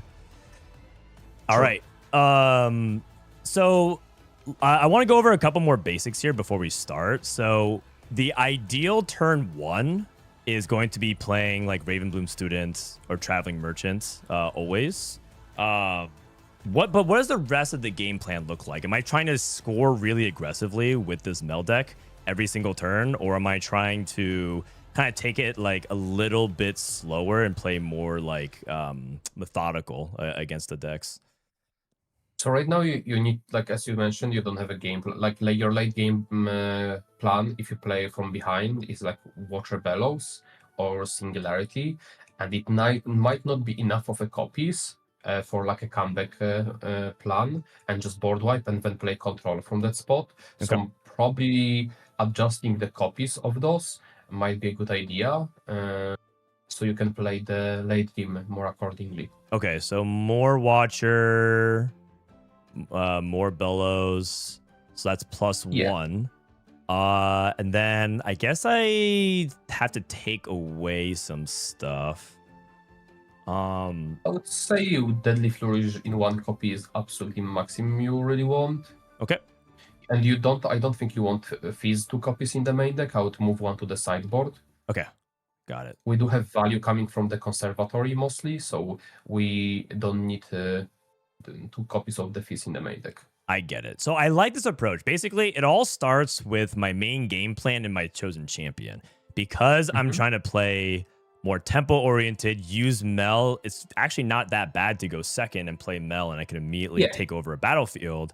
Especially if I can play turn 1 with Up from the Deep, right? Everyone says this card is really strong. You get 2 tentacles, you can double conquer, annoying to deal with. It's an extension in your hand because of Flow, the new mechanic. So I can Up from the Deep, I can Mel, I can Banish, I can Conquer, and then from there I can kind of play a good tempo and just control the game from there. So I think that's a general game plan that I'm thinking about here with Mel. I would circle to the battlefields here to see so they fit us post sideboard, because right now we have Rockfall and we have Kha'Zix in the sideboard. Oh, so right. Would be a bit counter-synergistic. Yeah. Okay. We don't want to have Rockfall Path with Kha'Zix. That is true. So something that's really good, especially with this amount of the 2 drops, might be Targon for the Kha'Zix games. When you go first, like you could score very aggressively there. Okay. Develop another 2 drop and have a Kha'Zix up as a protection for yourself. I like it. And probably instead of Seat of Power, I would go for Abandon Hall, because like you have enough synergy where it's worth it. And Rebutal, when you take control of opponent's spell, it counts as you playing the spell, so you get a double trigger on it. Okay. Awesome. All right, so what do people most misunderstand about blue purple? Like, what are the most common mistakes that you see a lot of people doing when they like approach playing this kind of archetype? Main issue is not understanding when it's time to fight and when it's time to develop, and not adjusting your game plan to the hand you are being dealt. Like the blue purple decks often play, even if they are built to be played control, some hands force you to play tempo and a bit riskier if the hand is bad. Okay. And same goes the other way. You have built tempo deck and you are like, oh, I have to play tempo, while the hand is very control heavy because you didn't draw a good tempo opener, and you are trying to get points where you're losing value and you are falling behind the tempo because you are trying to grab those points to not fall behind instead of just playing slow and steady. Okay. Is there an internal checklist that you have about how you walk through committing to a line? Do you have like a process of like, okay, these are A, B, C, and now that these conditions are met, I can like think about this line in this way? I do not give away units ever for free unless I tax my opponent on resources to do that, or I need, like, let's say a card draw. I need to get more spells of the like conservatory. I need to dig something, or it's like a tentacle that I won't need and I have abundance of them, and I'll set it up at the battlefield. At least if I put a unit on the battlefield, it needs to be doing something. It cannot be just point unless I'm setting like a turn to lethal, or just.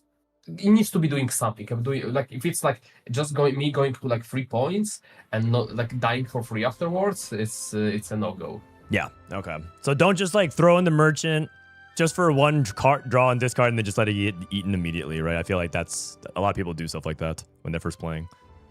Yeah, but also like it's like if your base is like bunch of tentacles and like a 2-drop and it's weak to bellows into the deck that you know runs free off, Yeah. just putting it into battlefield, especially if your hand needs the filtering, might be worth it to like get on the point parity. So like there is some risks versus rewards you have to take. Okay, that makes sense. All right, I feel like it's a pretty good rundown. So what I thought we could do for the other portion of this is jump in some ranks. So I'm going to try and queue up.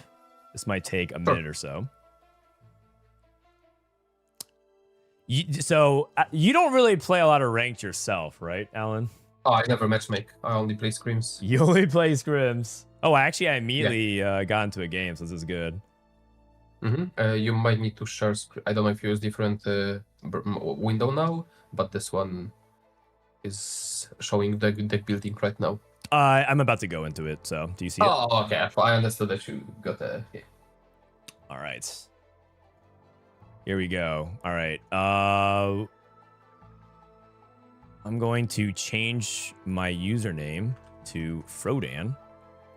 Nice. And my playmat will be this. This is my playmat. That's a good one. I love it. All right. Here we go. Not gonna lie, having finally a counter spell in my blue-purple deck, I've never felt better. You have a lot of counter spells in blue purple, man. But you mean like a true counter spell? Not a real one. This is a real one. Okay. All right. So we said Raven Blue Conservatory. You want to start off in game number 1 here, just because we feel like we can draw off of it and get benefit. Looks like we're gonna go second. We're going up against Set. Oh my goodness, Set Kingpin. Okay. Well, I haven't actually played much against Set lately, so I actually might need some like real good help here. I think Rebuttal is like the reason to play Mel, so I don't want to mulligan this for my opening hand. Applied Researcher is also the second reason why you want to play. That card feels really good to me. So I feel like I would throw away 1 and 2 to try to look for some early game play, because I don't know if I want to pass turn 1. That's kind of where my instinct is. Yeah, I like it. The dredge up, you have multiple copies of, like, you can draw into something else you can discard and you want to have early game. Sarkos is generally a great card in this matchup, but the problem is your hand has no units you really want to Starcross with. Okay. So as much as it's great, you want to find other tools before it's useful. Okay, cool. That makes sense. Nice. I got the Traveling Merchant. Okay, Pit Rookie buffs nothing. He wants to play tempo-oriented. Set in this general matchup wants to be the more aggressive player, I think, trying to have his units stick around. I'm just going to play this Traveling Merchant turn 1. I don't really see anything else to do here. Cool. I'm going to pass it over to him. And then this is a situation that will come up, right? Am I trying to be thinking about developing this Researcher or Mel? That's a question I'm waiting to see answered based on what he plays here, I think. Yeah, if he goes aggressively in, if you have something to discard, you can even discard. But this hand just wants to probably play Researcher because you can protect her. Okay. And just take a chill turn. And this is the case where you obviously do not want to walk in and give up the uniform. Yes. I mean, the thing is, we could go into the Ravenbloom Conservatory to defend it, but I feel like this is what you're talking about. Don't give it up for free. I mean, Set will just walk over you, so like, and you can't really protect it. Yeah, okay, got it. Understood. Does Researcher make this 0? It doesn't. Your spells cost 1 energy, 1 power less to a minimum of 1. But everything costs 1 already, Alan. I guess the free power is nice. Yeah. Okay. That's a very aggressive showstopper. I don't know if I want to stop this. No. You want the opponent just let it resolve. Okay. I'm going to let him resolve. I'm going to give a thumbs up. It means it's okay. He buffs the Set. He's good. He's going to conquer to 1. The cool part about against Set, you can like negative might those cards and banish them, so he cannot save them because they don't die. Yeah, exactly. Okay, so I'm going to counter this because I think I need to save this. Does it matter? Technically, yoink it as well. Because I think he buffed it, so he spent additional cost, so you could get the extra might, but I don't think you value more runes in this spot than you value killing a small guy, and trying to kill Set here, I don't think it's worth it. Okay, so I'm going to play Rebuttal. Does it matter which rune I recycle here? I would recycle purple with this hand, and the deck usually is more blue hungry. Okay. So I'm just gonna let it resolve, just no additional cost. You don't have to claim at the. You have to claim. You have to pay it at the resolution, not at that play. Oh, okay, Not got at it. the finalization. Understood, understood. So I have to like recycle twice before that. Okay.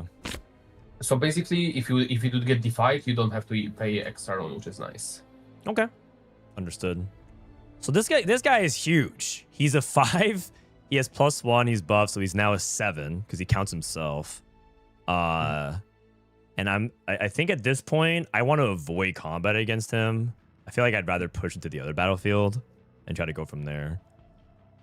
Yeah, you probably want to get an empowering just on the researcher, and probably start filtering the hand. And like right now, opponent cannot walk easily over the Hirana because they will need to spend resources to go over it with the pit rookie. Okay. And they could utilize something like first mate to walk over with the set there, but like they have to use something. So they have to use first mate, and they also get threatened by like smoke screen if they try to do that. Okay, understood. So I feel like traveling merchant. So I discard 1. Rebuttal's too good. Student feels like it's something I want to play. So I think I discard. I feel like I discard Stupefy here. I would discard the Watcher. Or I don't Watcher. think you need the Watcher to like he's too slow. You won't need the combo off. Oh, it's a great draw. So I'm at 1. And then you said empower. So I empower this. Yeah. This researcher. So I'm at 3. And then I kind of want to develop this Raven Bloom as well. I think student to protect the merchant is nice. You have a hand that can really protect it. Okay, so like you could clear. with You this? could. Yeah. Sorry, you were saying I could do something? And not like you could clear it. You have also empower your legend because you empowered your unit. Oh yeah. You could technically kill this set, but he would just save it with the trigger. Ah, right. The boss gets to save any unit that dies. Okay, so I think this is good. I'm gonna pass. Shock Blast, if you order the discounts correctly, you can play for 0. Okay. Because you discount it first with the researcher, and then you discount with the Shock Blast, so it costs 0 total. Oh, okay, interesting. Cool. Oh, this is cool, because now you can steal it and sabotage him back. Oh, interesting. I He's didn't know that. Let's do that. So I can rebuttal. I still have to pay a power though, right? No, after when it resolves. So basically, when the opponent says okay, then you pay extra power, and then you sabotage him back. Okay. Because your researcher discounts 1. Sabotage back.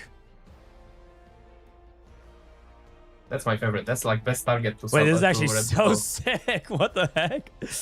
Yeah. uh, And now you get 2 triggers on student. researcher. Yeah, you need to pay 1 more. Researcher -1.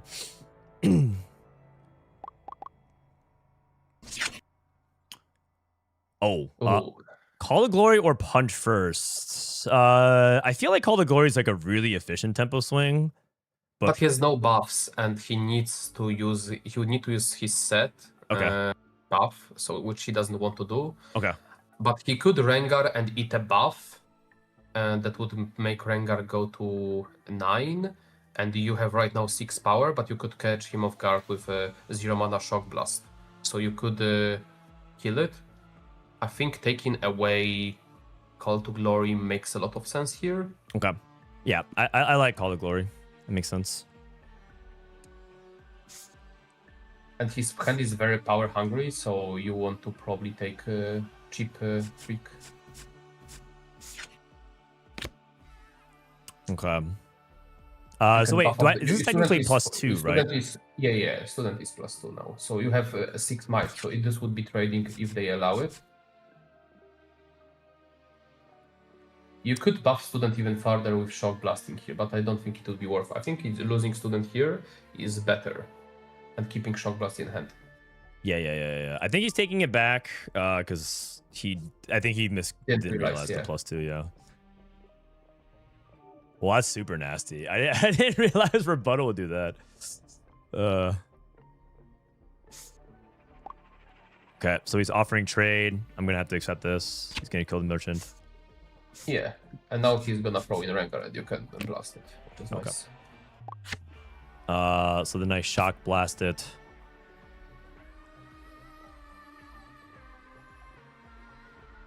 Technically, you could decide to Shock Blast earlier because he has no good play, and you wanted to keep Merchant alive to filter your hand. Okay.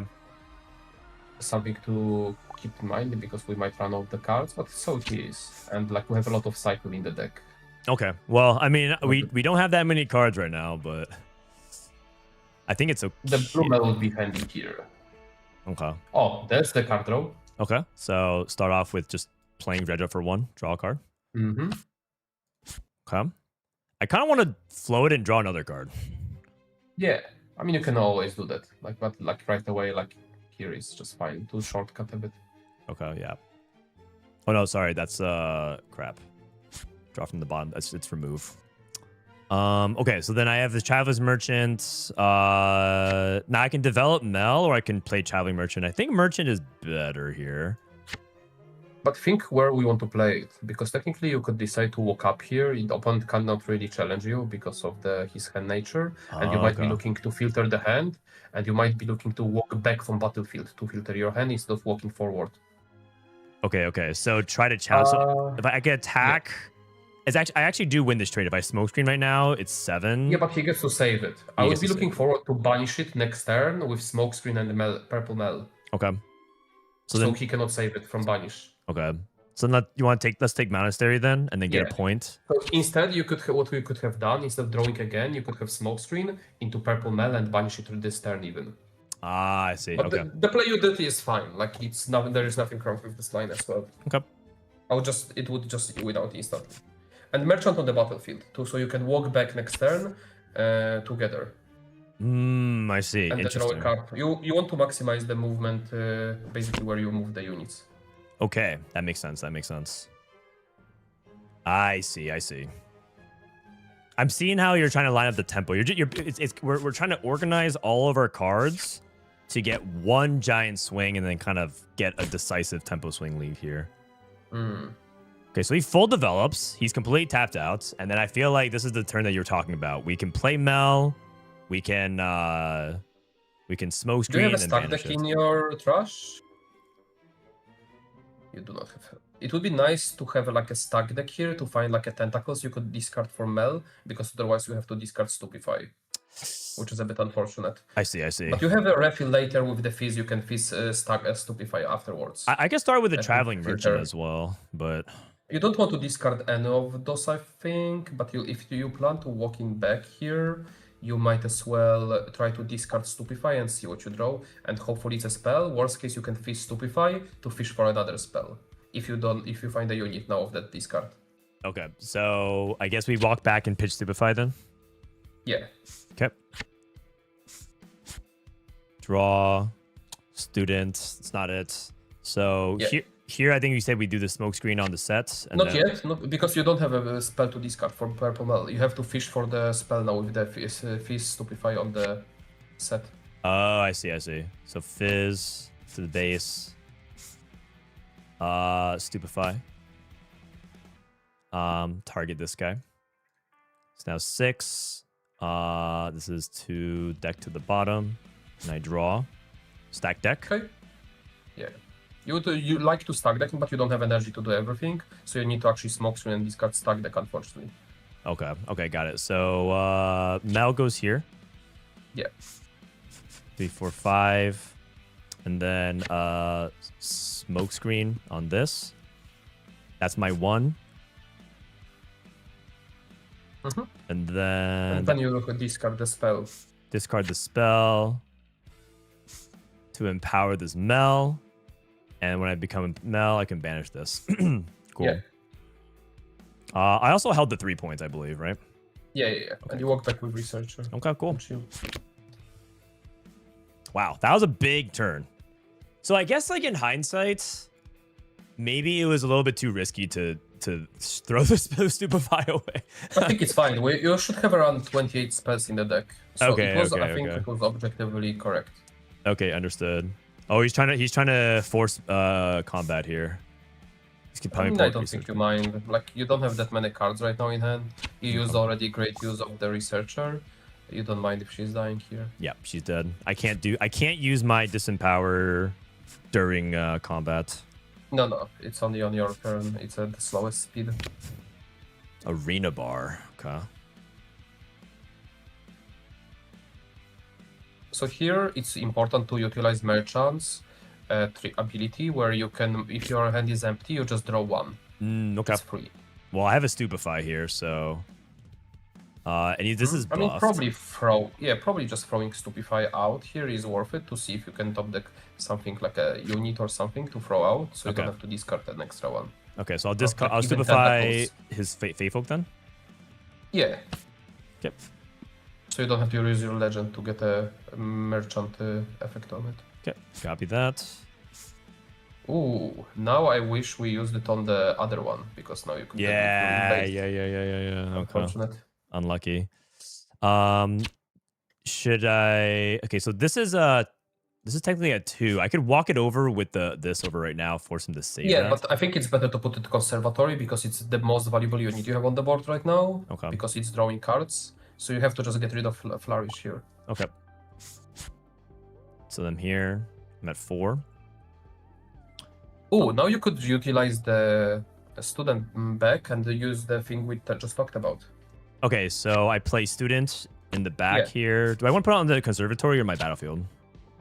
I think it's base. Like, I don't think you want to be trading now for a spell unit.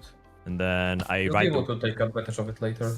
I ride the wind, move here into the irresistible Faefolk. Yeah. Okay. It's ready.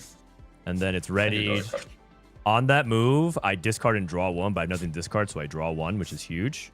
And then Oh. I can play Gust You Monk. should, you should play it, yeah. And you can banish from something from his graveyard now, as well as an additional cost to just remove it. But I don't think he has any flow cards in the. You can check his graveyard first. I don't think there is anything he can replay those cards with. Yeah, so I don't think it's worth the cost because you can top deck Tentacles, which you could play this turn. Okay. Boom. And then draw again. Wow, what a oh, Alan, you genius. Oh, man. You have to play with your whole deck. That's crazy. Wow. Perfect. Nicely done. All right. Good turn. That was a really good turn. I'm at Massive 5, development. actually. Your merchant drew you 2 cards. It was like a Stella Herder. That's actually crazy. That's actually crazy. Is there a deck list? We showed it at the very beginning, but we'll probably... I'll show it again, but if we... At the very end. Okay, Call to Glory is good. I got nothing. I'm tapped out. I got nothing. Okay, it's going to pull my student. You absolutely don't mind that. Okay. Can go Monk in. 6. So he's now at 6, which means he's in double threat. And oh my god, a Watcher. Okay. I mean, that's the top end. That's the reason why we put multiple of them in the deck. That's a really good one. Okay. So you have to think what's his last card. The worst case would be. Like, it's probably the worst case would be Punch first. Punch first? Okay. So just play around that, probably, by putting... and you probably will try to hold to 8 points. Okay. So I think I'm going to accelerate this. There's no point in saving. I think the order is a bit off. I would start before playing Watcher. Oh, okay. I would walk in with Gust Monk and see if you can win the combat against Tasty Folk, against the Faefolk, and then accelerate Watcher to go other one, because if he plays like Punch first on that side, then you can Watcher and walk over it again on the other side. Oh, okay, I see. My thought was play Watcher and shrink... Oh, wait, no, Faefolk's already at 1. Okay, got it. I think you're right. Yeah, So I see what you're saying. to bait and see if there is any buff. I see what you're saying. Okay. So for sideboard here, I'm not entirely sure what would be good. Is Kha'Zix good for might sizing here or no? I'm looking at your main deck. I feel like my main deck's Your main pretty deck good. in general is good in this matchup, yeah. I think I would end up not changing anything. Okay. Yeah, I'm looking at it right now. I'm pretty happy with it. I would cut probably merchants when you go second. Okay. And I would put like a fees. I would put and probably 2 Kha'Zix. 2 Kha'Zix. Okay. Yeah, that's fair enough. Because I'm not going first, so I won't be able to benefit from that. My going second, I think Targon's is better when I go first, because I want to conquer and ready, so it's probably Abandon Hole here. Yeah. You have to remember to put merchants back after the sideboard when you go first. Okay, understood. I'm assuming he wants to go first.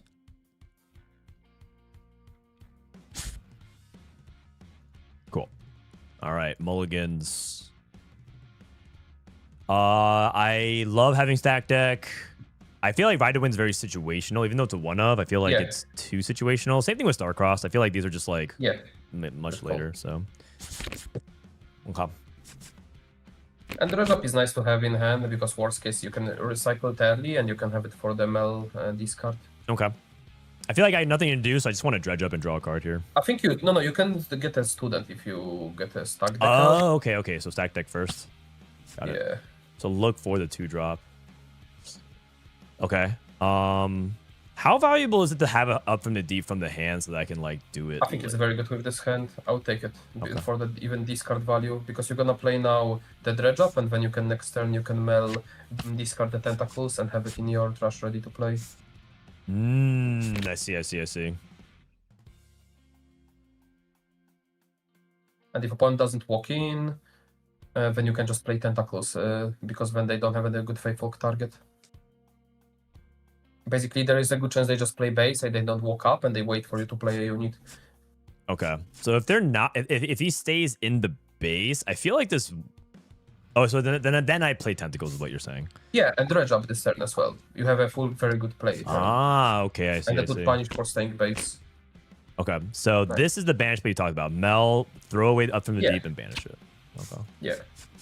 Wow, I like it. So I'm gonna discard this, and then banish that. Nice. Empower your legend as well. Oh, empower my legend. You're right. Thank you. There's the whole point, like getting cheap empower, so you can walk into with tentacles against 2 drops. Ah, okay. Nice. Very good tempo. Decree of Strength. They reveal their hand, and you choose a mind card. Then whoa, they have the decree. Okay. So I reveal my hand. Yeah, I mean you don't care that much about it. And so it's basically sabotage. Watcher, researcher, and sometimes you will not even have blue mind cards in your hand, so it's not that great. Okay. I would say sabotage is generally better against you. Okay. Yeah, in this instance, it's okay. Oh, he throws Watcher. Recycle that card. Okay, it's the bottom. I'm very happy. Like I think he took the worst one. I think he should be taking researcher. You can play researcher and cast shock blast next turn for free. Oh, because everything's already empowered. He's going to ready and gank over, so he's at 3. Okay, so no sequencing is important. Sequencing is important for because I can kill this Fior, right? If I like Soul's Reflection. So Soul's Reflection reduce her might, and then I pay the deflect, and then Shock Blast kills. It's important to do it first, so you don't pay the deflect twice, because she stops being mighty if you do the legend first. Okay, so I untap and also this. to re-empower your legend this way. Oh, I see what you're saying. So I want a Soul Reflection first, and then depower it, then play and applied researchers, and then re-empower it. Yeah. Okay, cool. He'll use the buff to save it, but it's a good tempo swing. Like, and you deny him a card draw, which is nice. Okay, cool. Deflect. I have. You could also just walk up if you want to, and you can keep shock blast for the next turn as well. You could just walk up with your purple Mel. And but that would be trade because he gets. Does she get the shield? I don't remember if she does. She does, I think. Doesn't she? No, she's only when she's mighty. So you can just walk up with the purple Mel and trade, and then you can play researcher base, and you have a trick of shock blast to kill something off. Okay. So do I play the researchers first and then walk up? It doesn't matter. Like he stopped out. He could be having. I think no. This is important actually because he can have Call to Glory. So I would do this and then power and then walk up. So this way you play around Call to Glory. Okay. Then 1, 2, 3. Empower. This re-empowers Mel. Yeah. And then do this.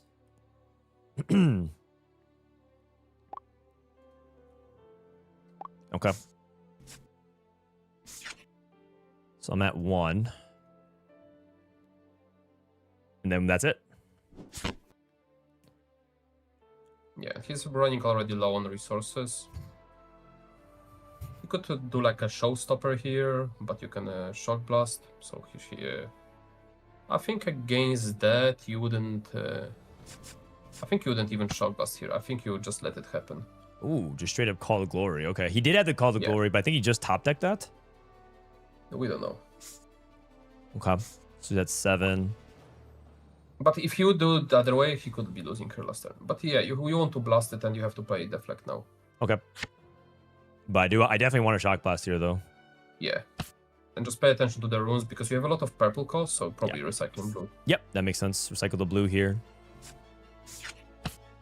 Repulse. Okay. That's fine. Yep, understood. Mel's dead. Okay. Does look like we are behind, but he's running low on resources, like you said. So we can. You're very ahead. You're here. You don't care. Like you just have basically card value. Now the arena bar is a bit annoying. Yeah. But I think that's okay. Looking at my still a good amount of draws. Now you have the discounted stuff with the researcher, and you can start cooking.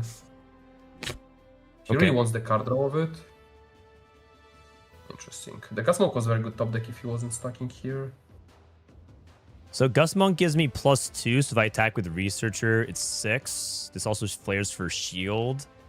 But you can legend, tap legend to make it not mighty. Okay. Don't mind that much. That's true. Okay. I can legend and then fizz for a shock blast. Yeah. I'm thinking you could draw first with dredge up, see what you draw. You have then you have exactly 6 if you need. You can even trade. I think trading here researcher will be worth it. So basically to deny him a card draw. Okay, got it. So let's start off with dredge then. Yeah. Play something like Starcross would be amazing here. You could even decide to go for Fizz stack deck to try to find Starcross, but you recycled one already, so it's kinda meh. That makes sense. That makes sense. So I you drew a could also bottle. give him a card draw, and like you could ignore it for a turn, and Just develop. Start doing some Fizz, maybe another researcher. You could do the like up from the deep setup. I think so researchers and up from the deep sounds pretty reasonable to me, I think. Yeah, you just set up and go from there. Okay. And then I If think you this top deck showstopper, this is a bit risky. Okay. So we hold back here I then. think if you want to do this, if you want to do this, you don't play researcher, but you do Fizz stack deck, and you play up from the deep. If you want to walk in, and I think getting points here, start getting so you can catch up on the points. He will go to 5, and you can try to set up going to 4 next turn is reasonable. Okay, got it. So let's start with Fizz stack deck then. There's a chance you also find here a straight up Starcross, and you can just win the game right here. Yeah. Is Deadly Flourish is not. Well, Singularity. Is Singularity good here? In this Singularity is amazing here. Yeah. I'll take this thing. Yes, because I can just like kill his stuff. This recycles to the bottom. Next time he'll be looking forward playing set into Arena Barret. Okay. Playing these 2 tentacles, and then removing, and then pushing in. Yeah. All right.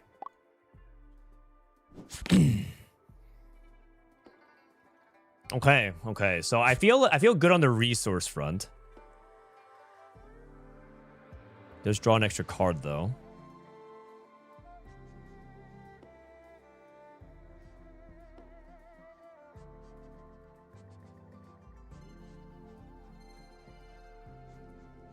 Oh yeah, I forgot that Fiora has ganking. Oh, right. We were thinking so much about deflect and shield. She does have ganking. Yeah, but we might be bluffing here, like Stupefy. Yeah. maybe. So he might be scared. Yeah, he might be scared. Also, because we have Abandoned Hall as well, so. Yeah. So like Stupefy would make it that he's. Okay. No, it's true. Man, you're right. Maybe he doesn't know. Sometimes you gotta go for the bluff. I mean, you don't do the, like you assume that opponent has Stupefy here. If I don't think if he doesn't have an answer, I don't think he can do this. So he has probably he drew something that allows him to do that. Okay, cool. All right, so Reacher's gone. Yeah. All right. Oh well. Okay, no worries, no worries. Fiora. No worries, it happens, it happens. I think we're actually okay. Yeah, I think we're still fine.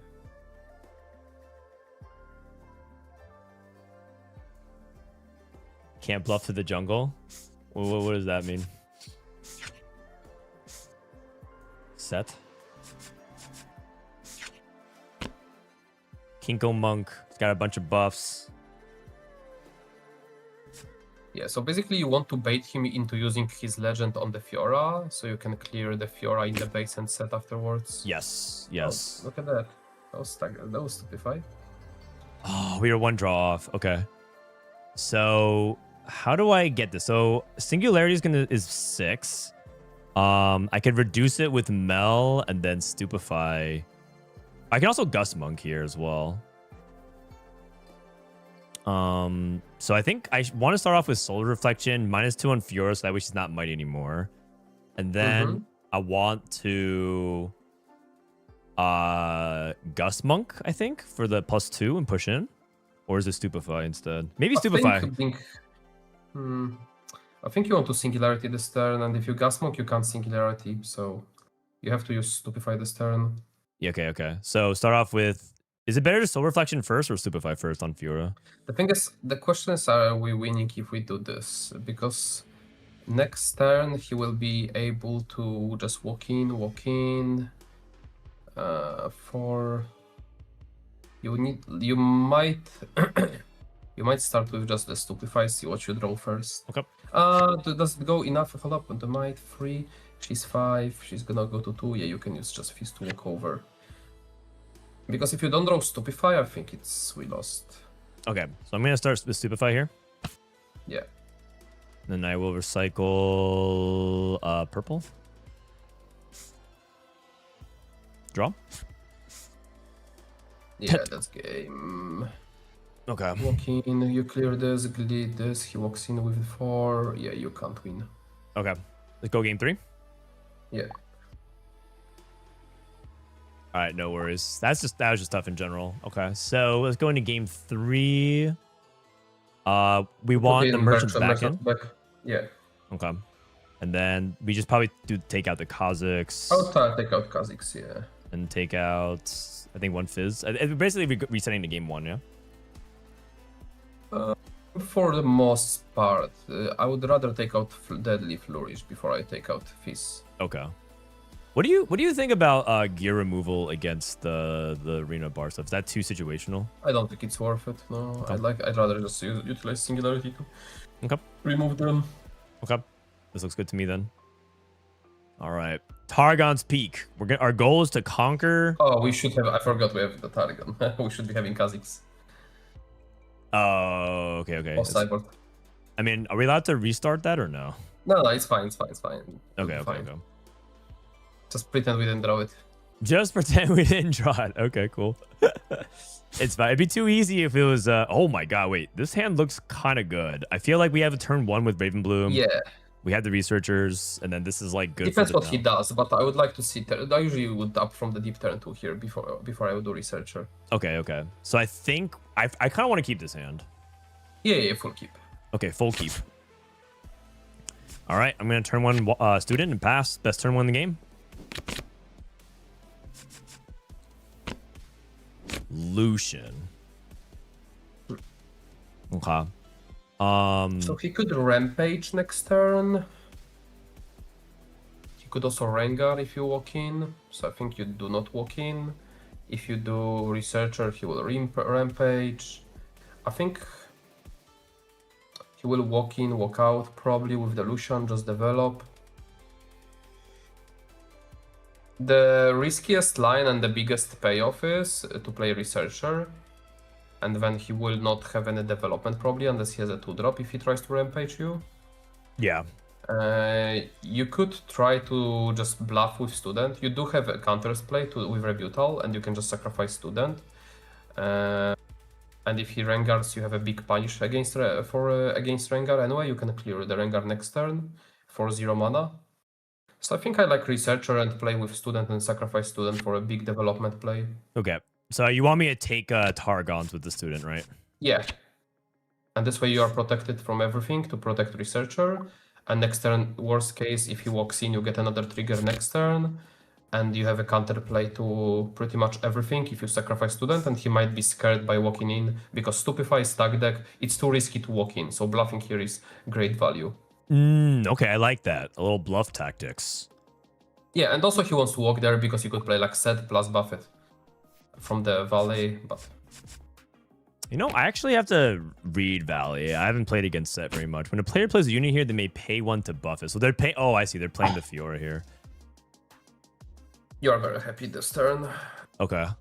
So, is this the Mel? Is this the Mel play? You don't have mana to do that because your legend is not ready, and if you empower your researcher, you don't have runes for the Mel. Okay. I thought it was like Mel, empower Mel, and then Soul Reflection. No, you cannot respond with it. You cannot, like, I see. If it was a reaction, sure, but you could. It doesn't. Okay, work that way. got it. So I can't do it in that order. So Yeah. we want to empower this researcher and then start doing stuff, yeah? Yeah, you get to 2 points. I think you just take an off turn, and you develop the tentacles in the base, and you take pass with the 1 rebuttal mana. Okay, copy and that. chill. And you can, like, if he tries to walk in with Lucian, you just shoot it with Shock Blast. Okay. And then I move this back, yeah? Yeah. Interesting. So this is what you're talking about, like adapting to the game, because instead of trying to like rush things out, we just have to take it a little bit slower here. Yeah. Understood. Does the researcher reduce deflect cost or just printed cost? Yes, it's like there is no such thing as printed cost in the game except the stuff that counts. No, you don't use. Okay, you wanted to Shock Blast there. Oh, sorry. That's fine. It's fine. You already passed, so. Yeah. Sorry about that. Now he can tap out 2 with the and pull back. Understood.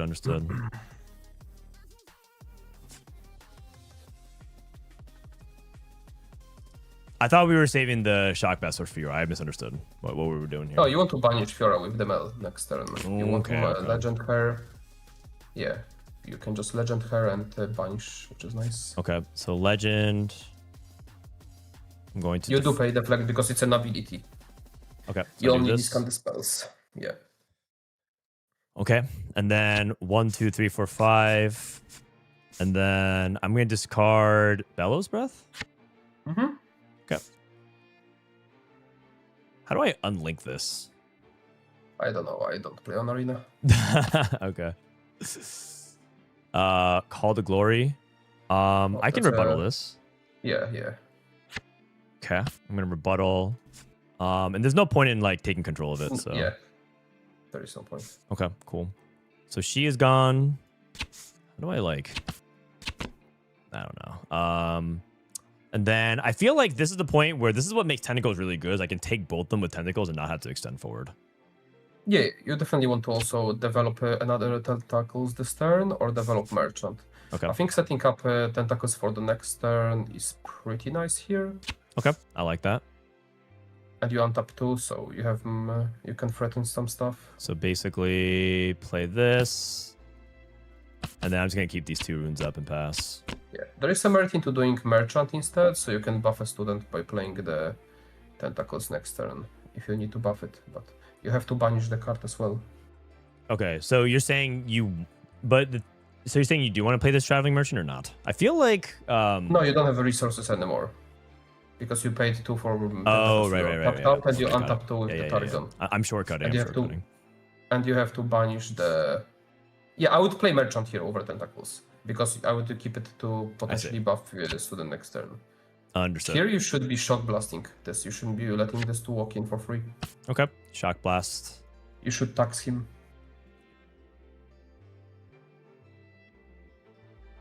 Because he wants to walk in and play Arena Bar Buffett. Yes, understood. Also, Mel is empowered. I need to make a note of that. And there is a chance he cannot protect it. Okay. Third icon from the bottom removes all links. Delete all your card links. Thank you. Okay. So Shock Blast, this will deal 4, so basically offering the 1-to-1 trade. Okay, so it's good.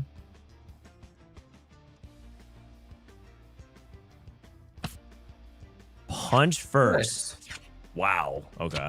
He's got me. I can't beat that. All right. Good for you.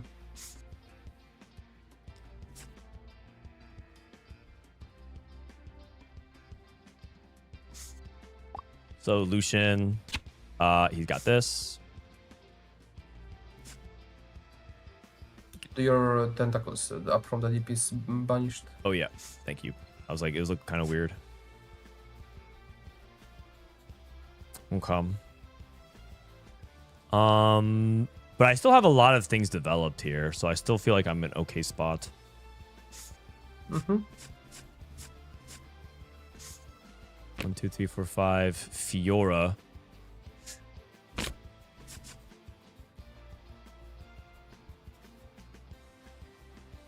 Okay, so I drew another student.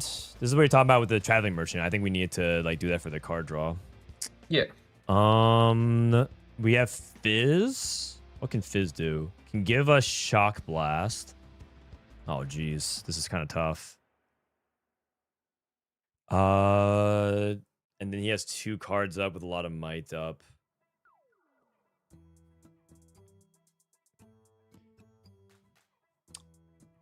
Yeah, no Cardo is a problem here. Yeah. Understood. Well, Targon's is free, so we can at least start off with maybe taking something like that. But with Fizz,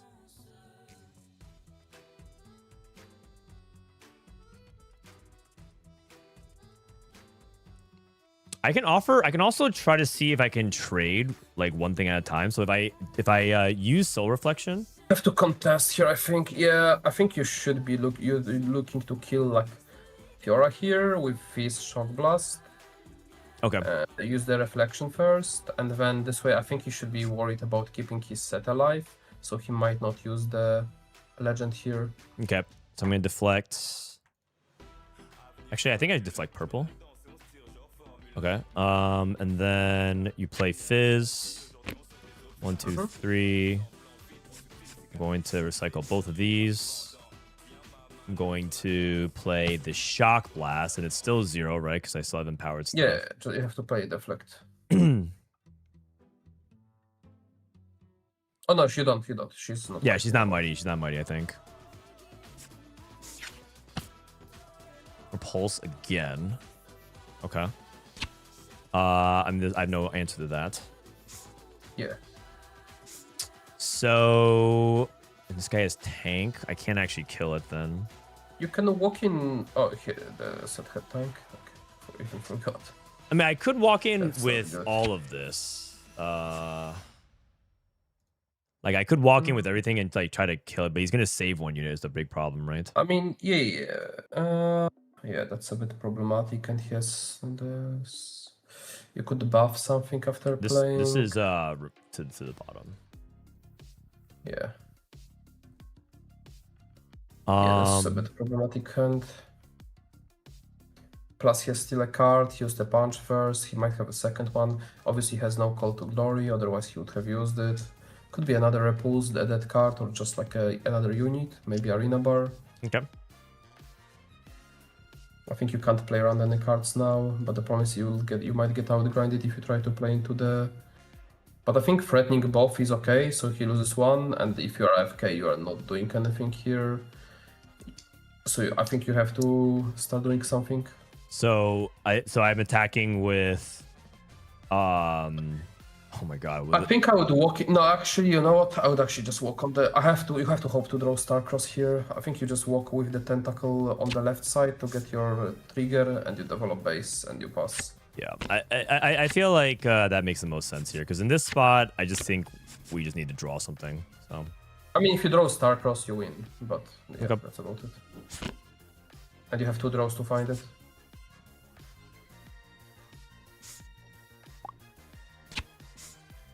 Okay, he's got me. He's at 7.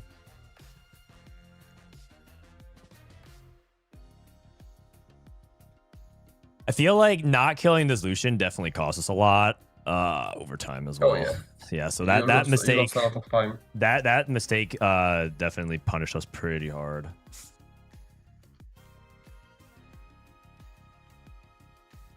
This is called TCG Arena. Yeah, this is an online simulator.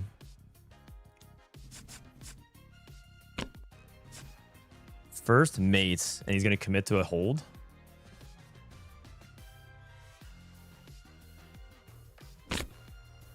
Okay, I have Singularity. So That's a draw. I want to Traveling Merchant to draw a card here to Targons. No. You're gonna discard the Singularity then. Oh, right. So I play it first. Okay, so I play it for 5. Yeah, and pay 1 deflect. Pay 1 deflect. And I'm gonna be targeting Fiora and First Mate. Yeah.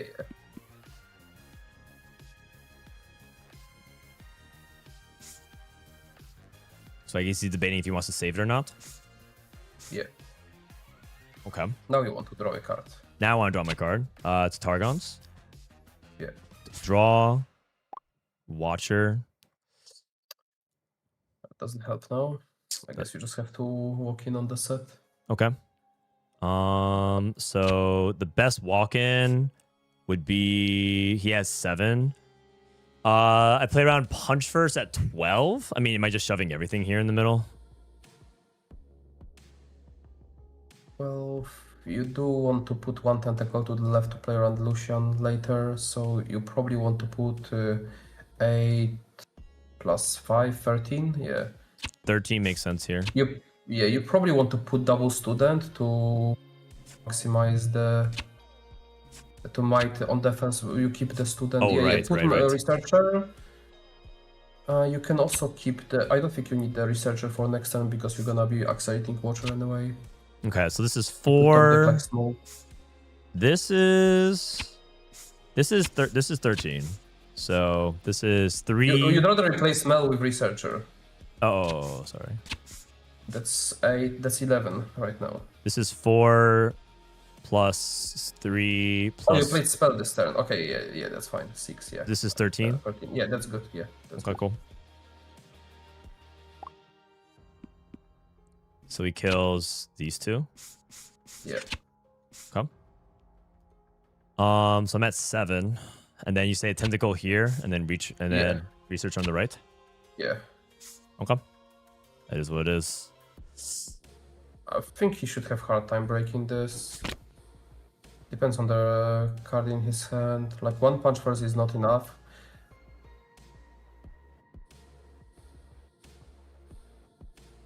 So yeah, because Arena Bar can't buff anything. 1, 2, 3, 4, Yeah. 5. Was it Rengar? Ooh, Vi Rengar would be rough. annoying. Rengar would be really rough. Yeah, Actually, I think we're just 8. dead to Rengar. Yeah, you are. 8. Not necessarily. Yeah, you are dead to Rengar. Oh man. Yeah. That's 7. Okay, cool.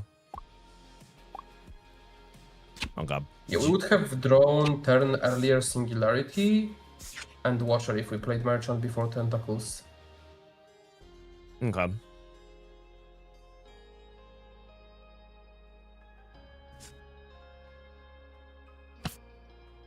Okay, Showstopper. Oh, wow. Okay, never mind. Oh, so he didn't actually have it and he drew Rengar. All right, he got me. Yeah, he had Showstopper last turn. All right. GG's. He got me. Degree of strength. All right, sure. He got me. So he wants to see my hand, but you got it anyways. All right, so we end up losing this game. I mean, well played.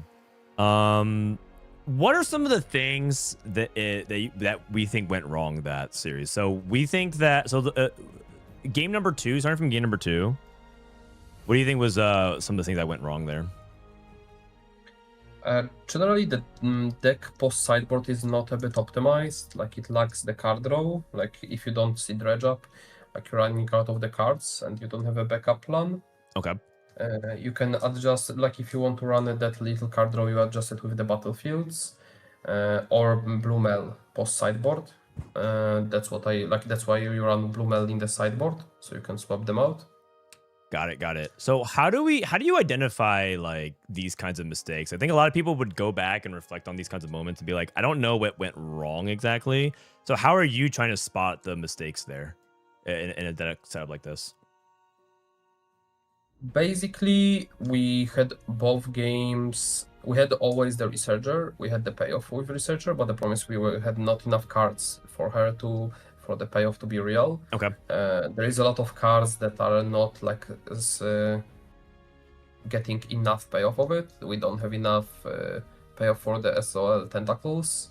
So probably Gas Monks were not working out. They were always awkward there. Deadly Flourish was underperforming as well.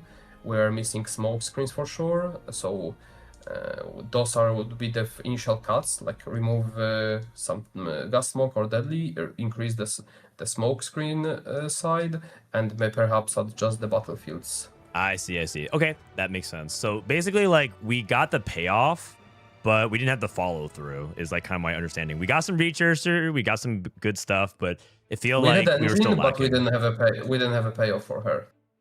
We had the cards that were awkward, that are not very good with Researchers, such as Deadly Flourish. Oh, right. Got it. Understood. Okay, that makes sense. So we would probably evaluate Deadly Flourish.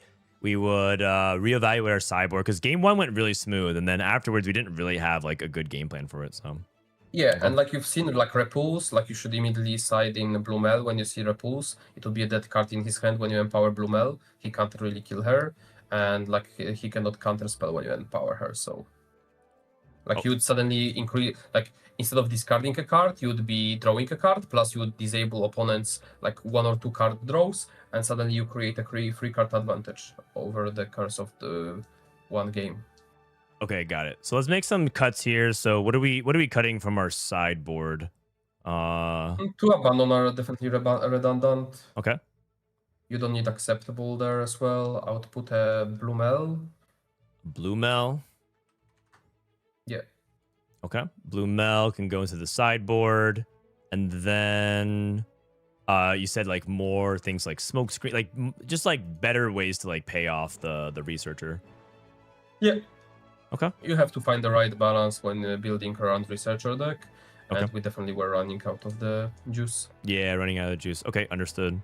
So perhaps if you want to, like perhaps adjusting the battlefields for better hand filtering, like such as Zon Warrens. Catalyst, Zaun, Seat of Power, perhaps running like a mage who is another empower unit and has a predict option. It could be like a good one-off instead of like if you want more units. Okay. So I had Zon Warrens there to help me get some card filtering as well, just to help go through it. Mm-hmm. How come we wouldn't run 3 smokes in the main decks? Yeah, that's a really good question. So how do we actually determine the differences between whether or not this goes in the sideboard versus the main deck? Because some people will look at this and be like, why don't we just put more in the main deck if we need more payoff with it? Depends on the meta spread. Like you just ask yourself, oh, is this card good into our problematic matchups or just the most popular decks? Is it good into E? Yes, most of the time. Is it good into Irelia? Even better, yes. So you should be playing more in the main deck and then cutting enough post sideboard into decks that it's not good. Okay, so it's just a meta call mainly. It's like, what are you running into? If you need more smoke screens because it's good into a specific matchup, he said Mastery, then you would probably play more of it. So you just, the answer is you just make adjustments based on what you think the meta is. And that's what makes sense because this is a deck that has a bunch of tools, right? It's a toolbox deck that can do a little bit of everything. And you just kind of need to adjust your number of tools based on, I guess, the problem that you need to solve. Mm-hmm. Exactly. It's like blue purple always has been. It's just you have to adjust for the meta. Like my Diana at the end of the meta was lining 2 cheerless Vex and 3 smoke screens, because the meta is like E, Irelia, and those are like the most popular matchups. You're gonna see like Azir at the top tables, and I just needed to make sure I beat those no matter what my card draw is. Okay. All right. I guess we're just doing some chat Q&A here anyways, so we might as well continue to open it up. So people ask, what about Hui? We talked about this at the beginning, which is the package around Hui requires you just to build the deck pretty differently. Like you just have to build around Hui a little bit more. So like it would just require sort of a transformation of the deck. One trap that you can fall into is like the takeaway that I got from talking to Alan is that you might just play Hui because he's a good card, but you need to make it feel like you can support him. So don't just like throw Hui in. You have to think more holistically, right? We would be playing more flashes. We play Tide Turner. We would play maybe another Ride the Wind, and that would force us to transform a lot. And that ultimately changes the identity of the deck, which changes your matchups pretty significantly. So the answer is you could, but at the same time, you're going to change entirely what the deck actually looks and feels like. Correct me if I'm wrong, Al. This is my takeaway. Okay, to play like one way, you just don't have to go all in. I think there is nothing wrong with one way as a hand filtering. You have access to like one Ride the Wind, so it's okay. You just don't have to go all in. You can use it as like one time or big time removal, or you can use it once and then you like if you don't have Ride the Wind to protect him, you can just have like bunch of smoke screens. Let's say if you increase this the amount of them to protect it, or you have like a Starcross on bigger unit when they try to walk into you. Okay. Someone asked, no Raven Bloom Prefect for Aurora. I think we were saying that our deck is already pretty good against Aurora because we push tempo and we have like a lot of You tools. can even play control game into Aurora. You don't have to. You can literally not score a single point in 6 turns, and you still outgrind Aurora. With the you don't need like you don't care about it. Okay. You actually don't need to kill Aurora against like Led Jays. You just kill Garbage Grabber and you Starcross their 3 dragons, and the game is over. All right. 1 turn. There you go. Boom. Because we don't need it. All right.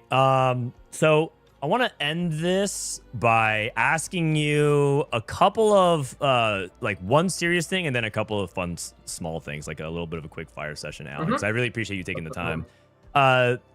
If I want to lock in Mel for my next tournament, what's the one most important piece of advice? Pretend I'm really stupid and I don't remember everything, but what's the one piece of advice, Alan, that I need to remember when trying to play something like Mel for a tournament? It's a more of a reactive deck than proactive. You have to make sure you know what you're gonna need to be reactive to and determine what your main decks to beat gonna be, what are your weaknesses, and should you cover your weaknesses in the main deck or in the sideboard. How bad is your game one, and into the popular matchups. Once you determine those, adjust the deck, and then fix the sideboard for the less popular matchups instead of doing the other way around.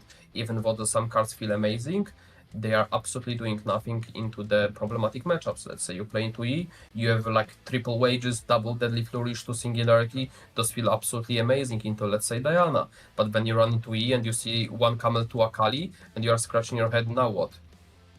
Yeah, fair enough. I'll try to remember all that, Alan. That was really good. That was a comprehensive answer, but I'll definitely try to remember that if I end up picking this deck for what I wanted to go for. All right, I want to end this with a couple of rapid fires. I wrote a few fun ones just to kind of like make this more personality driven. So, Alan, here we go. Your final tournament, are you going to play your favorite deck or are you going to play your strongest deck? Like, let's say this is the final tournament you play in for Riftbound. I play always strongest decks, but I would not play a strongest deck that I don't have fun with. I would not play E, no matter how good the deck is. Okay, got it. I will play the strongest decks within the certain colors. Blue purple. What's your favorite strong blue purple deck? Thumbs up from Alan. Okay. Mel right now. Would you rather have tournament start at 7 a.m. or 7 p.m.? 7 a.m. Ooh, interesting. You're a morning guy. Okay. Play ranked or VOD review? I already know this one. You answered it earlier. Yeah. VOD. VOD review always. Would you rather win Worlds once or only be top 10 for 5 years? Top 8 for 5 years. Okay. Unban one, and the final one, unban one card that's currently banned in Riftbound. I can list them for you if you forgot. Call shot. Instantly said call shots. Really? Unban call shot? That card was so toxic, man. Bean. It's blue purple. Okay. All right, Alan, thank you so much for taking the time to spend with me today. That's all we have. Is there anything else, anything that you'd like to say before we go? No, thank you, Dan, for having me. It was really fun, and hope we can do it more in the future. Yeah, 100%. I'm going to have you back on. And then also, like, grind for real, you know, like, instead of kind of go through ranked. We can do some off-stream grinding. I can give you some tech. All right. I'll hit you up for that. I appreciate it, Alan. Okay. Later, man. Thanks for stopping by. Thanks, appreciate it. Enjoy, GGs. guys. All right, guys, that's it. That's my Riftbound section for today. It was kind of like an intro thing. Basically, it's kind of interesting because I'm kind of doing some like as if he's coaching me, and I'm doing like a YouTube video of it. But it's like my first foray into it. I think I'll get better at it. I haven't really done much streamed Riftbound content before, so hopefully, I get better at doing some Riftbound stuff. So if you guys have any like feedback or different things that you feel like, hey, I wish it was like this, we can definitely improve it as we go throughout the days. I think Alan is a pretty unique person to start with because his brain works very differently than a lot of other top players. Actually, I remember I wanted to ask him one question. Oh man, actually maybe it's too late. I'll ask it for tomorrow, maybe moving forward. But I want to ask, like, what's a hot take about Riftbound that other pros disagree with you about? Oh, actually, Alan, yeah. Alan, I wanted to ask you, what's a hot take you have about Riftbound that other top players disagree with you on? Irelia is a C tier deck. Really? C tier deck. Holy cow. Now that's a hot take. Woo! Wow. I would love to hear more, but if you don't want to share, I totally understand. But man, that's actually a crazy hot take. That's a sizzling hot take. I mean, I think people might feel like Irelia is overrated, but they call it a C tier deck. It's a noob slayer. Okay. The better the opponent, the worse deck it is. I see. So basically, in testing that he's found, Alan actually thinks Irelia isn't actually that hot if you know what you're doing. What's the secret of being Irelia? He's basically saying a good player, be a good player. Play more around the technicalities of it, right? One takeaway that I had playing with Alan was I wasn't thinking about how I was set up. I wanted to set up my removal, right? I wanted to think about removing some of the threats that was in front of me, right? I was like, oh, I'll save this to kill like a Fiora. I'll save this to kill a set. But he was thinking like, no, these are some of the important units that you have to identify how to kill. Like kill that Lucian so that way he can't get more repeated value off of it. I was thinking too much in the immediate and not enough on the long-term implications of that. Thinking about how to set things up. The difference, it might seem relatively innocuous. Should you play a traveling merchant to filter your hand versus should you play an up from the deep and they're both the same amount of mana cost. They're both the same amount of power. But they have very profound differences in how it sets up the rest of your game. And so those kinds of things, there's so many small decision points about Mel, that's blue and purple, that can be pretty tricky to navigate through. So I feel like that's one of the things that I have to go back to the drawing board and learn myself when going through this deck. But I hope that's a good intro into Mel. I think we got some of the really powerful moments off. Like I feel like we got the really cool like big removal banish turns. It got tempo that way. I feel like we got some like really nice card filtering moments where we can we did the blue purple thing where we draw the right answers. But I think Alan summarized it really well, which is like, this is not the correct deck list. This is supposed to be just like an intro to get you like how to play around Mel, what to think about Mel. And from here, you can take like the general approach and tweak it. I'd probably say that the big thing is that we definitely don't have enough ways to continue to filter through our deck. If we're playing blue-purple and we are running out of cards, there's definitely something wrong going on. That's probably like the first thing to think about, because this is one of the advantages of playing the colors, is that you get to draw a lot, you get to click stack deck, you can play Fizz, draw more cards, or Fizz removal, and have a full hand to back it up. The fact that we were in Talk Deck mode just probably means that our battlefield... He basically said that maybe your battlefields were wrong, like to help draw more cards and help that be the engine for it. My favorite moment was probably Rebuttal on Sabotage. That was pretty dope. Fizz Premonition. Oh my god. Oh my god. I wonder if I should play Lucian. I mean, I feel like your legend choice or your deck choice just depends on like what you want to do and what you enjoy. I think the good takeaway from what Alan said, I'm going to ask those questions to every guest, will be that he plays a strong deck that he likes. And that's a good combination. And that's all he really needs. I think that's a really good combo to think about. If you like playing orange, play a good orange deck. There's probably a lot of good orange decks that are currently in the meta that you can think about, but we'll discover it. Tomorrow we're going to be doing Kennen with John Rossum, and John Rossum is a really good Miracle deck player. He was really he made a lot of deep runs with those kinds of style decks. He played Pike Control last set. He narrowly missed top 8 with Pike Control. He played Miracle Draven. He was looking really good. I think he narrowly missed top 8 with Miracle Draven. So he's quite experienced. So he's a good player to play. And Kennen's like a really interesting legend to talk about for tomorrow. What are your colors? I don't necessarily have colors myself. I just like to play decks I think are sweet. I'm actually looking forward to Tuesday with Colin as well. I think Colin has a lot of interesting ideas as well. And I think Akali is a deck that I'm paying attention to. Some of the deck that I've tested the most right now. Please get someone to teach me how to play Renekton. I don't have anyone covering Renekton or Shen at the moment. Or Zed. Those are the 3 that I don't have. I have 6 guest lineup, but not for the others though.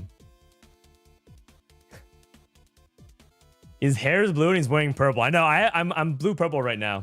I'm blue purple right now. All right. I think that's it for today's stream, guys.